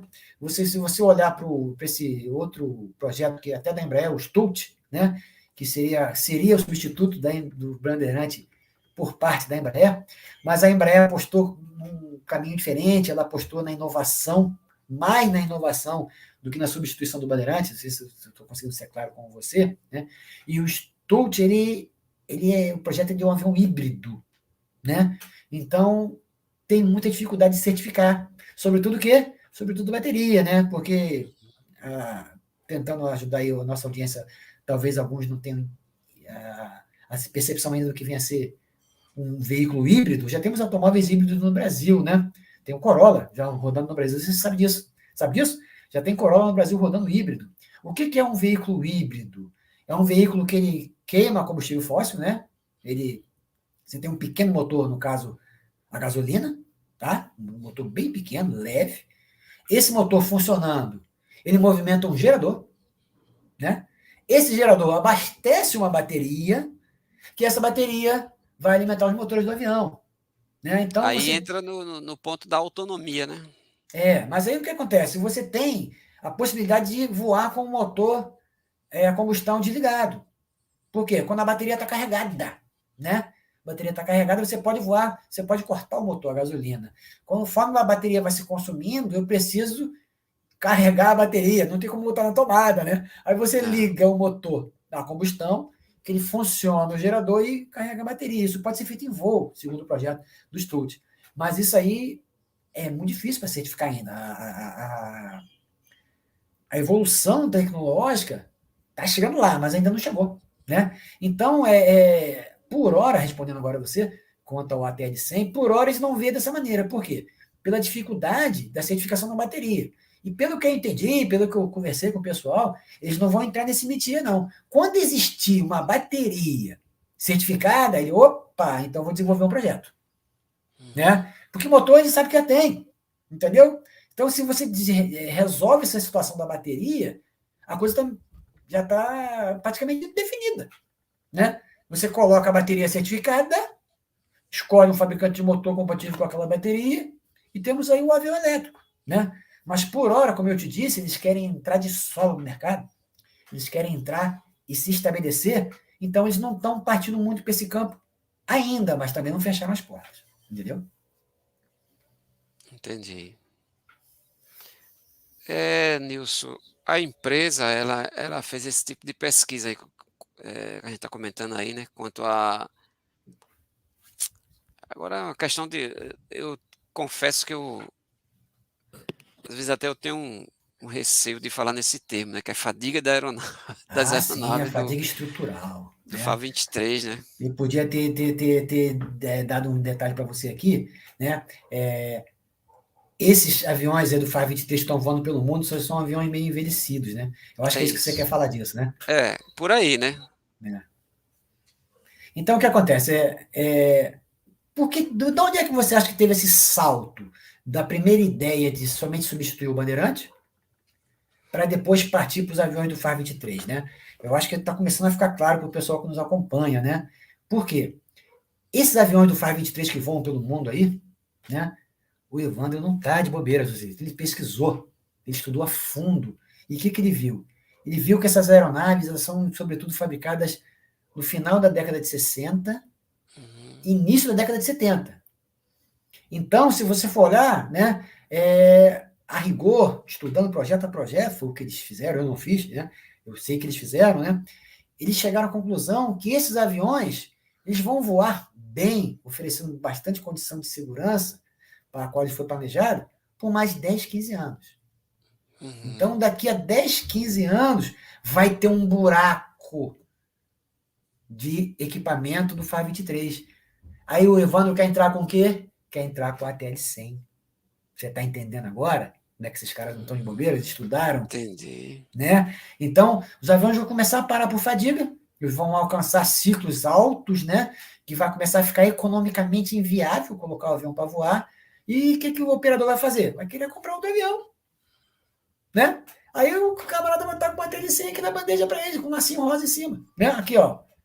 Um avião que faz o que o teu fazia, só que é mais moderno, faz isso, faz aquilo outro, faz aquilo outro. Então, né, as aeronaves desse segmento eles estão atendendo esse mercado, são, na maioria, fabricadas, como eu te falei, né, no final da década de 60 e 70. Né?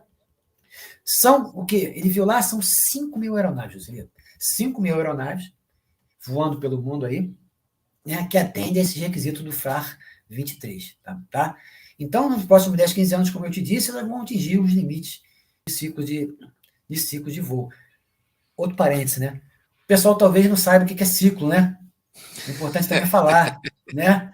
Porque Sim. Ciclo, é um termo muito técnico, né? Isso aí, né? Ciclo é uma contagem de esforço estrutural que ela é feita a partir do número de pousos, né?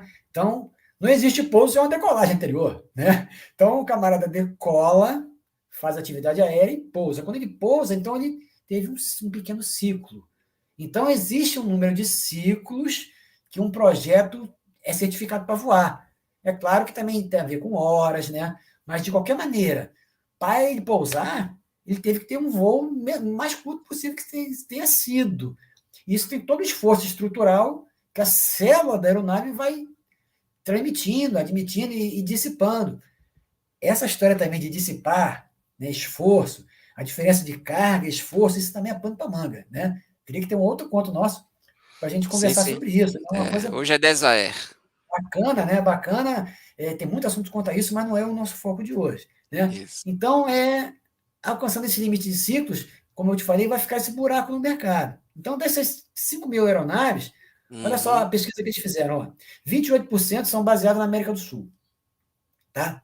22% na Ásia. 20% na Europa. 15% na África. 10% estão na América do Norte. 4% na América Central. 1% no Oriente Médio. E 1% na Oceania. Né? Aí, quando o pessoal da DESAER fez esses estudos, eles chegaram à seguinte conclusão. Poxa, eu vou montar logo uma empresa em Portugal. Eu vou atender esse povo todo, esse pessoal vai precisar de avião daqui a 10, 15 anos. E eu vou, nesses 10, 15 anos, eu vou me levantando minhas pernas aqui, construindo empresa, fazendo tudo, e daqui a 10, 15 anos eu tenho que estar pronto para entregar aviões para esses meus clientes em potencial. Ele já está vendo esses caras como clientes dele, lá na frente. Praticamente a metade, né, dessa frota aí, né? Então, dos 5 mil existentes, né, 2 mil estão aqui na América do Sul. Aí. Isso. Então, aí se encaixa a DESAER Brasil, né? Então, além de substituir essas aeronaves, o ATL-100 tende a oferecer condições mais econômicas de operação. Todo projeto mais moderno, não é possível. O engenheiro vai pensar em economia, poxa. Né? O que eu vou falar? Você vai comprar um carro. Primeira coisa que você pergunta, qual é o consumo desse carro? É normal, quem não é rico, né? Quem não é rico, que não se preocupa com isso, primeira coisa, vai comprar qual é a relação custo desse carro aí? Quanto ele faz com um litro? Né? É uma pergunta muito comum, é claro. Né? Então, o que acontece? Esse pessoal todo vai precisar de avião E o Evandro, com o time dele lá, vai oferecer um avião mais moderno, fazendo o que os aviões desses camaradas faziam, né? E, segundo ele, por um preço competitivo, né? Segundo ele, por um preço competitivo, ele chutou ali 25 milhões de dólares, não sei se vai ser exatamente isso, né? Mas ele falou também que esse valor não está fechado, né? Para o avião, para o que o avião se propõe, eu acredito que seja um valor de mercado, né, Joselito? Quem sou eu para dizer que está caro, está barato, mas eu acho que eles estão no caminho certo, cara. Eu penso que eles estão no caminho certo, sim, né? Que bom, E professor. essa história toda aí de fadiga aí veio acender a luz vermelha para ele, para Exato. correr com a produção dos aviões. Quando eu fiz esse questionamento ao senhor, professor, é justamente isso aí. Eu acho esse termo fadiga é claro, né? Ele é técnico, né? Mas fica meio que assim, para quem está tendo o contato inicial com esse termo, fica eu acho pesado, sabe? Mas é um termo técnico, nós temos que usar. Não adianta, é fadiga, não tem como, né? Se você for tentar traduzir isso melhor, né? Fadiga de um determinado material, estrutura, equipamento, enfim, Isso. é quando ele não consegue mais oferecer as condições de segurança previstas lá na certificação, apesar de sofrer vários processos de manutenção. Existem processos de fadiga que podem ser retardados com processos adicionais de manutenção, mas aí vai ficando cada vez mais caro. Aí não vale a pena. Isso. Aí é que chega nesse ponto, né? Digamos assim, é um ponto de decisão, né? Onde eu tenho que agora eu tenho que decidir, entre aspas, aí, abandonar essa minha via, né? Eu abandono ali, não tem como, né? É inviável, como o senhor falou. Professor, o senhor falou sobre a vantagem desse projeto, né? Alguns detalhes muito bons aí do projeto. Inclusive, se eu tivesse condições, eu bem queria fazer uma melhor investigação nessa aeronave aí para ver se esse produto vai voar bem, né? Digamos assim, né? Mas eu estou entendendo que eles fizeram todos esses estudos, né? Trouxeram essas informações que o senhor falou para a gente aí, são muito importantes. O senhor acha que já tem cliente para fornecer o Alfa Tango Lima, né, o ATL-100? Já teria clientes? O que o senhor acha? Pelo que eu pude pesquisar, pelo que eu pude apurar aí, né, conjunto ao pessoal da Desaer, né, em função desse limite de ciclos que a gente citou aqui, e em função da relação custo-benefício em adquirir um outro produto, no ponto de vista de futuros clientes, né, somente com a porta lateral, os clientes têm procurado a Desaer. Por quê? O que o mercado oferece é tudo de acesso porta lateral. Aí a gente já comentou sobre a história da rampa. Né? Sim, sim. Então, a Desaer vem com esse projeto de rampa, com rampa, que, cara, é revolucionário para aviões do FAR 23. Né?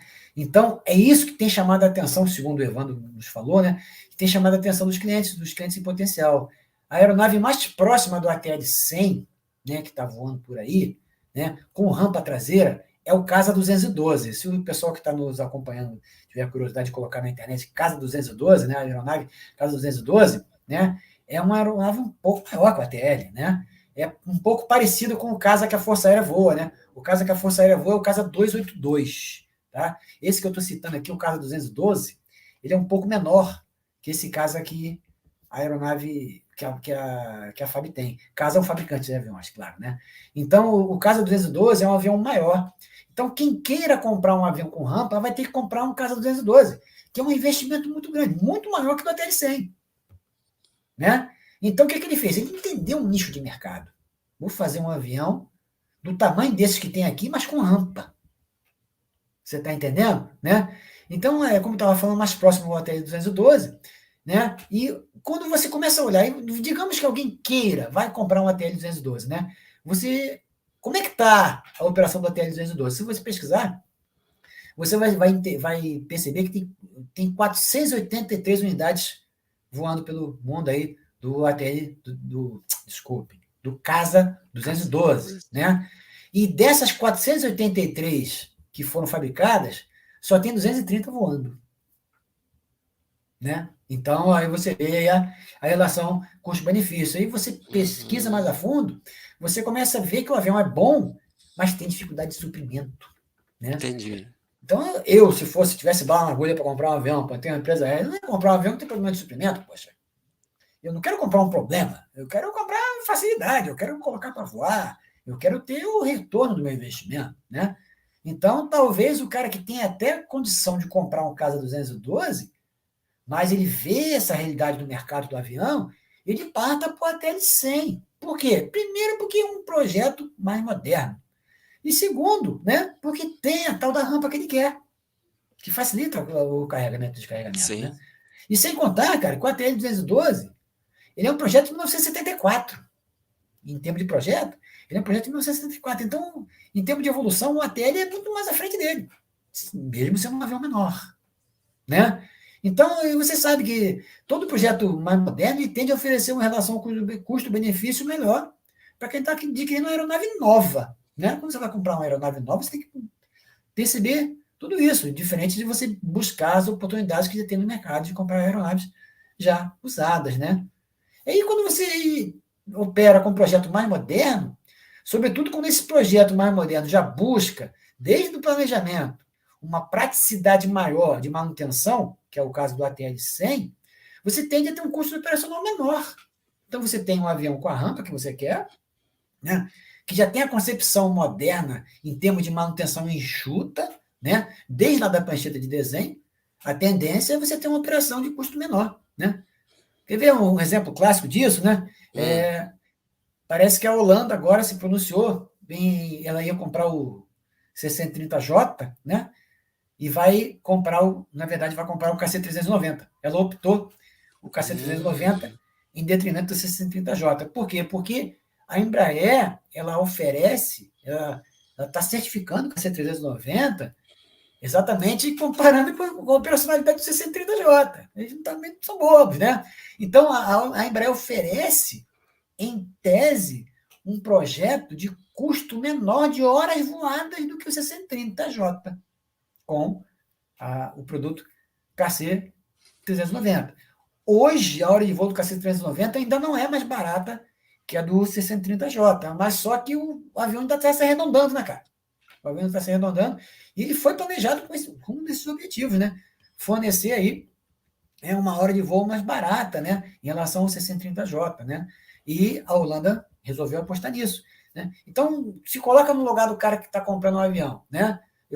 A princípio, um projeto novo, ele pode ter algumas interrogações ali e aqui, né? Mas quando eu coloco um projeto novo, mas com cunho tradicional, né? Que a gente já comentou aqui, com cunho tradicional, buscando uma aeronave robusta, né? Com rampa. Poxa, eu tenho muita coisa nesse avião que me chama atenção. O cara que opera hoje no FAR 23. Né? Então, até o avião ficar redondinho, poxa, ele vai ser um produto e tanto no mercado. Sempre se espera que alcançar condições melhores de operação quando se opta por um projeto mais moderno. Né? Isso foge até a aviação, até qualquer equipamento que você vai comprar. Né? E respondendo diretamente, né, quais são os clientes, né, que a Desaer já declarou ter? Ela diz que tem 4 forças aéreas da Europa interessadas no avião. Tá, né? Algumas forças aéreas da América Central já estão em tratativas. Né? Inclusive, eles já estão conversando com a FedEx. Né? A FedEx é a maior transportadora aérea do mundo, né, cara? A americana, ela começou com caminhões, né? Hoje ela opera com 727, 737, vários tipos de avião, né? Enfim. A FedEx já está conversando com eles, cara, olha só. Né? Então, eles, como eu te falei, eles querem entrar de sola. Aqui no Brasil, existe uma empresa, não sei se você conhece, chamada AGS Logística. Né? Ela é uma empresa brasileira, mas ela opera na Itália, opera na Alemanha, tá? E ela já tem negociações concretas, já tem coisa pré-contrato com a Desaer, tá? Para comprar 5 aeronaves. Entendeu? Então, o cliente concreto mesmo que a Desaer tem hoje é a AGS. A AGS já a rigor já encomendou 5 aviões para eles. Olha só. Tá tranquilo. Então, tá bom, então. A gente vê que existe um mercado aí, né, que estamos no início do projeto aí, né, mas tem concretização bem à frente aí, já quase que definida, né, por uma força aérea, né, também, né. Mas ele tem um concorrente, o Bandeirante não sei, eu não vou. Eu não vou falar. Ele tem concorrente? Como Rapaz, é o que nosso está essa Bandeirante é concorrência? um Eu falo em no mercado mundial, né? no É. mercado global. Inicialmente, eu queria elogiar muito o nosso Bandeirante, né? Sim, sim, com certeza. Eu já tenho algumas orelhas de Bandeirante nas costas aí, né? Lá do tempo que eu O trabalhava em primeiro Santa o Cruz, né? primeiro voo que eu fiz na Força Aérea foi de Bandeirantes lá, Olha saí lá só, de Recife e fui para a base aérea do Galeão, em olha só, Bandeirantes. né? Fizemos 2 pousos intermediários, Isso aí, mas o foi uma famoso pouso técnico, né? o pouso técnico, abastecer. Abastecer e tal, aquele negócio todo, né? Trocar o café, que aquele já ficou frio, né? Isso, Enfim, o Bandeirante é um avião muito bom, né, Josito? Mas o que Sim, acontece? Ele é sim, um avião da gostoso de década de voar, 60, é né? gostoso, é A gostoso. gente não pode deixar de É, entender que o Bandeirante é um avião da década de 60. E se você fica gastando muito com a modernização, você continua tendo um avião da década de 60, cara. uhum, Né? Se você não mudar motor, se você não mudar hidráulica, se você não mudar freio, você mudar isso é outro avião, pô. Né? Então, vai tocando o Bandeirantes que está aí e realmente vamos partir para comprar um outro, né? Então, o que acontece? Dentro desse mercado do FAR 23, né, certo. o avião mais próximo do ATN-100, tá, é o Cessna 408 Sky Courier. Se você colocar na internet aí, Cessna 408 Sky Courier. Ele tem a cara do ATL-100. Ele só tem a diferença que tem montantes embaixo da asa de suporte, né? 2 motores, asa alta, trem de pouso fixo, bem parecido com a ATL-100. Só que tem a danada da porta lateral, entendeu? Tem a danada da porta lateral que obriga o cara a usar empilhadeira. Então, vou levar uma carga para tal lugar. Lá tem empilhadeira? Pô, não tem. Então faz o seguinte, agiliza aí, providencia a empilhadeira. O cara vai com a RTR-100. Pô, lá tem empilhadeira? Ó, cara, não precisa não. Não precisa? Não precisa não. Precisa do pessoal para ajudar, tal, mas não precisa de empilhadeira.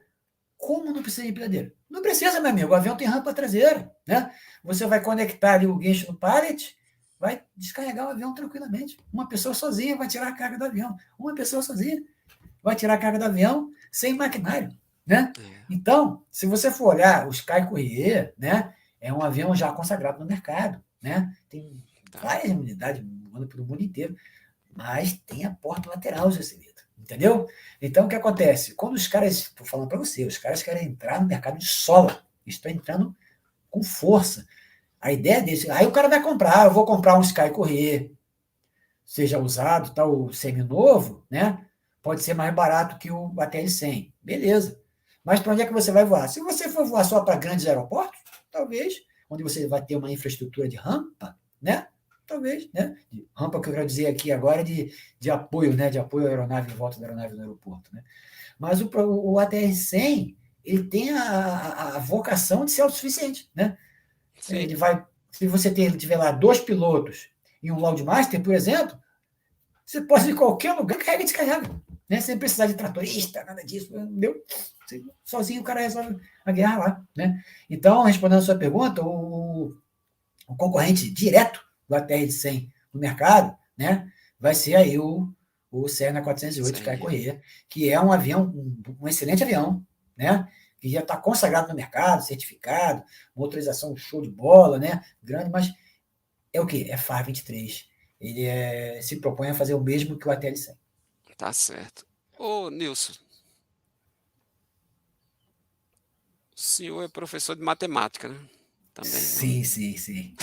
É da área de matemática. Gosto muito de Isso, números, meu amigo. isso Eu aí. gosto muito de números, inclusive na fauna nós trabalhamos com número, é o coração Estatística, né, do José? risco da fauna, exatamente, é o número. Se a gente não tiver número ali na fauna, a equipe da fauna não vai para frente se não tiver um número para a gente se acertar ali com o 01, né, com quem, com quem manda no aeroporto, né, digamos assim, né, na parte financeira.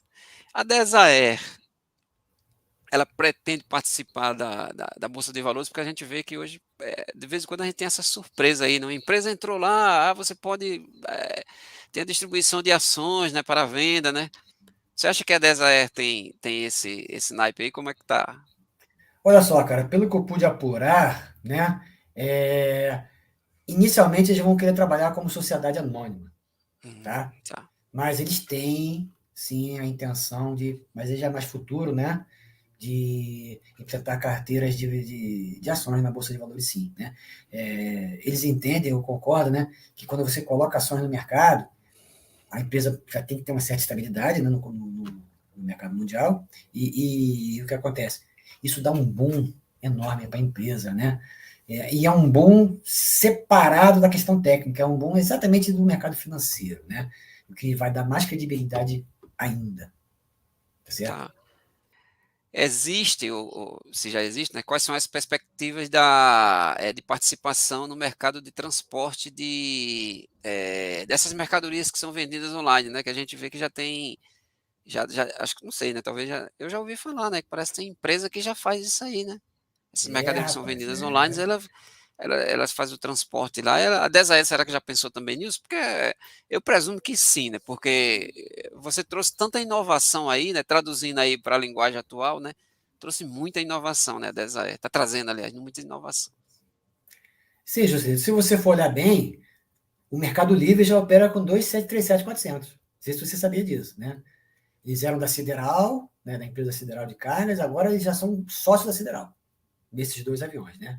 Então, como é que acontece o mercado de carga no Brasil, o mercado aéreo de carga, de transporte de carga no Brasil, né? Você tem poucos grandes aeroportos de carga. Você tem Campinas, você tem Manaus, um pouquinho Confins, um pouquinho Galeão, né? Isso também é um outro assunto que eu também sou muito crítico, e talvez um outro encontro a gente consiga conversar um pouco mais sobre isso, sobre a viabilidade desse transporte aéreo de carga no Brasil, né? Mas como é que está acontecendo o transporte de carga no Brasil, sobretudo o transporte internacional? Você não tem, quase não tem linha de carga. Se você não me engano, eu já pesquisei sobre isso. Você tem uma linha de carga para Orlando e outra para a Europa, saindo de Guarulhos, né? E Guarulhos que tem mais boom. O Galeão quase não tem.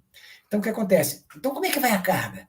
A carga vai no purão dos aviões de passageiro. Isso. Então, os voos acabam sendo mistos, né? E você sabe que a relação custo-benefício para um voo cargueiro ela é menor, você consegue extrair mais dividendo de um voo cargueiro, né? Se você tiver um avião sem assentos, todo ele livre para carga, né? É muito mais lucrativo para o mercado, né? Só que dificilmente você consegue estabelecer a rota, você tem que encher o avião, né? Então é um impasse, né? Mas só que você, quando você trata de um avião do FAR 23, vamos voltar para o nosso universo aqui, né? O FAR 23 é mais fácil encher o avião. 3 containers, LD3, como a gente conversou, né? Então a DESA é assim, né? Ela já tem conversado, como um exemplo foi a AGS que eu te falei, né? A AGS Logistics, já encomendou 5 aeronaves, né? A AGS Logistics não é uma empresa de venda online, mas ela tem um braço, né? Na venda online, né? Não sei se você sabe, né? A Amazon, que é a grande vendedora online, né? Ela já está se interessando por leasing de aeronaves. Alugar um avião para ela, como a TAM faz, né? Acho que a TAM compra avião, a TAM, a Latam, a Gol, são leasing, né? É muito caro comprar uma aeronave. Os caras abrem leasing. E depois que o avião começa a ficar envelhecido, começa a ficar caro a manutenção, ele troca pela família mais moderna que a Boeing já botou no mercado. Por isso que a Boeing vive colocando produtos novos, né? A Airbus também. E o pessoal vai trocando. Os aviões mais envelhecidos da Gol, por exemplo, são 737-700, são aviões novos. Não tem mais 737-500, não tem. Os poucos que tem são 700. Os 800 são o último da família NG. Então, isso se troca com muita facilidade, porque o avião voa muito, né? Então, a DESA já está de olho nisso, sim, né? Tanto através da AGS Logistics, né? Que eu te falei, né? De olho também aí na Amazon, que já está se interessando por leasings, e como eu te falei, né, já está tendo conversas diretas com a FedEx. Né? A FedEx também ela iniciou só como uma empresa de transporte, mas hoje ela é uma empresa de venda e de transporte. Né? Então, respondendo efetivamente a sua pergunta, sim, a ATL está de olho a Desaer, né, com o ATL-100, está de olho nesse mercado de vendas online, sim. E ela entende que esse avião encaixa também nisso aí. Nós temos aí a diversidade de emprego dessa aeronave, né, cara? Quanto que isso vai fomentar a indústria nacional? Eu torço muito para que seja um projeto que vá de vento em popa e o quanto antes. Né? Ok, isso.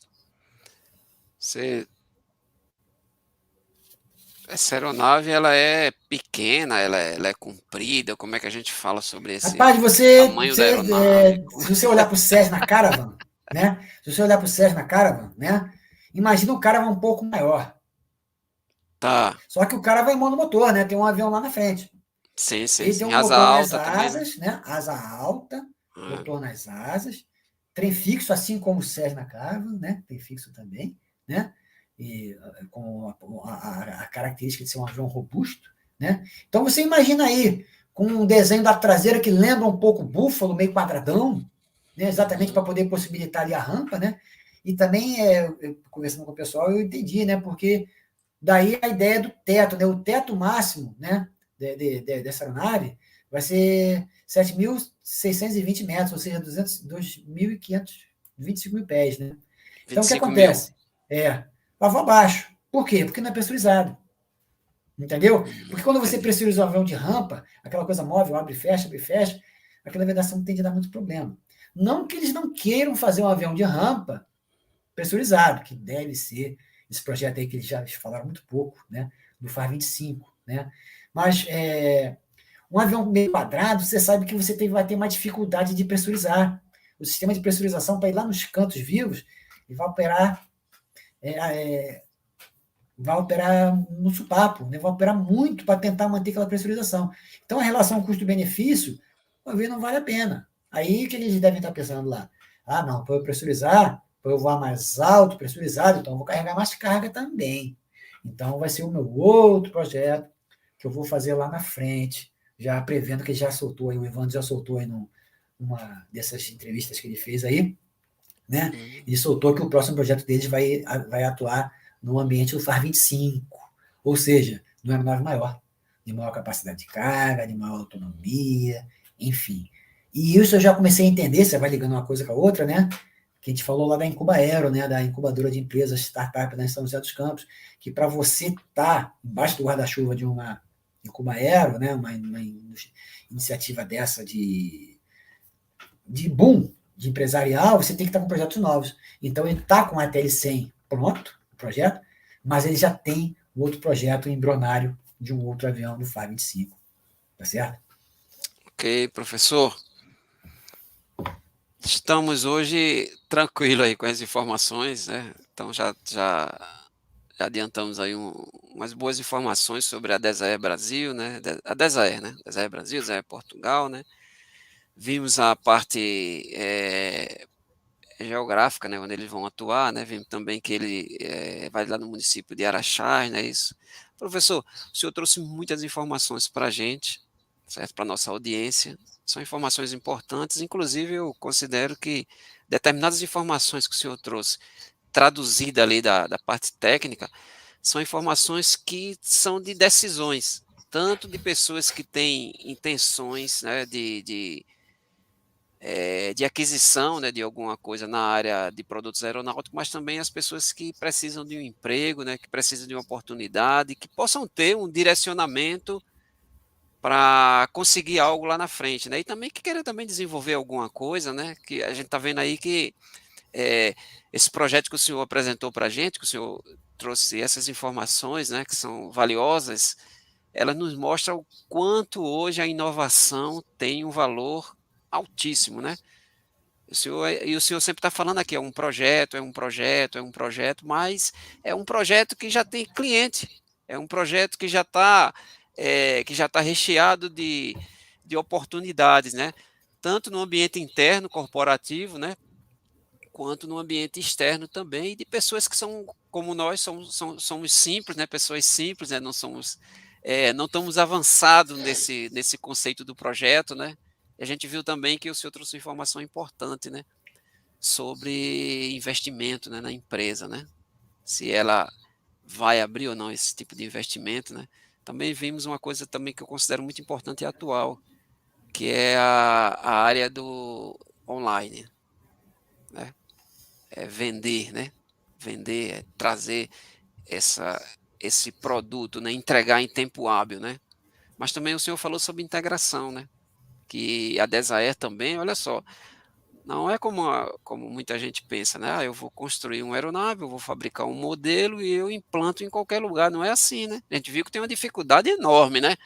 Porque o pensamento inicial que todo mundo podia trazer logo no primeiro turno ali seria levar para o eixo, talvez Rio-São Paulo, né? Mas olha só, e aí, como é que fica, né? Tem um empecilho no meio ali, né? Você vai entrar no meio de uma rota ali, você vai entrar num movimento muito forte, eu não quero esse movimento forte. Aí culminou que eles fizeram essa tradução, né?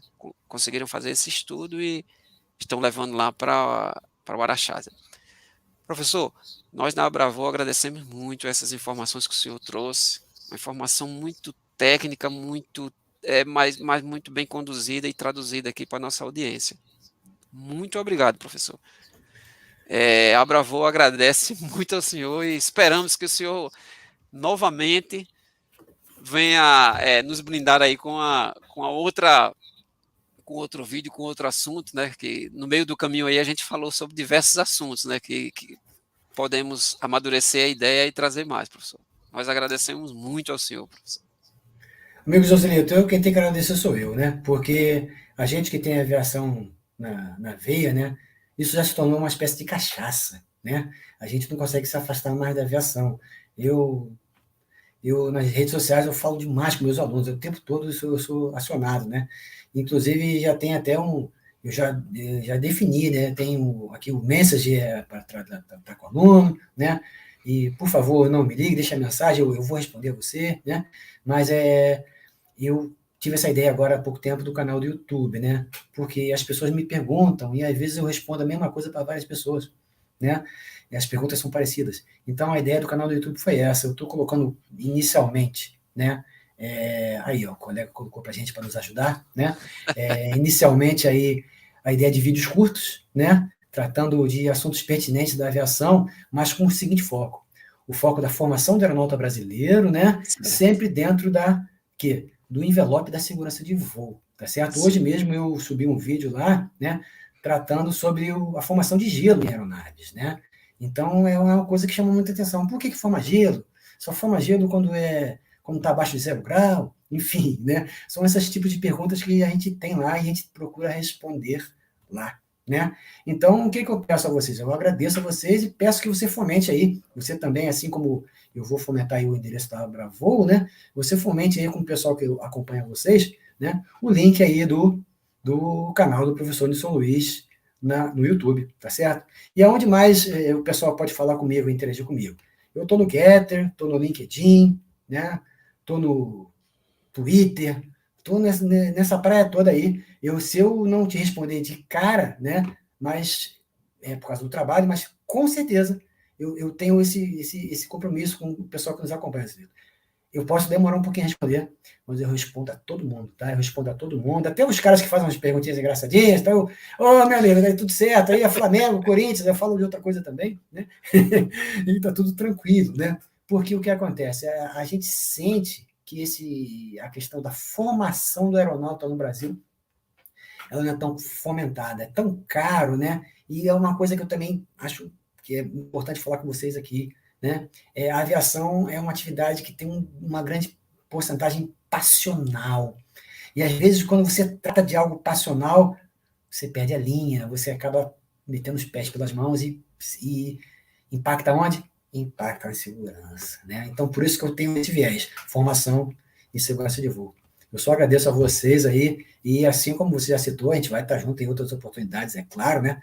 Falando de outros assuntos aí, a gente vai trocando figurinhas e vai tentando atender as demandas que a Bravo recebe e as demandas que eu recebo aqui individualmente.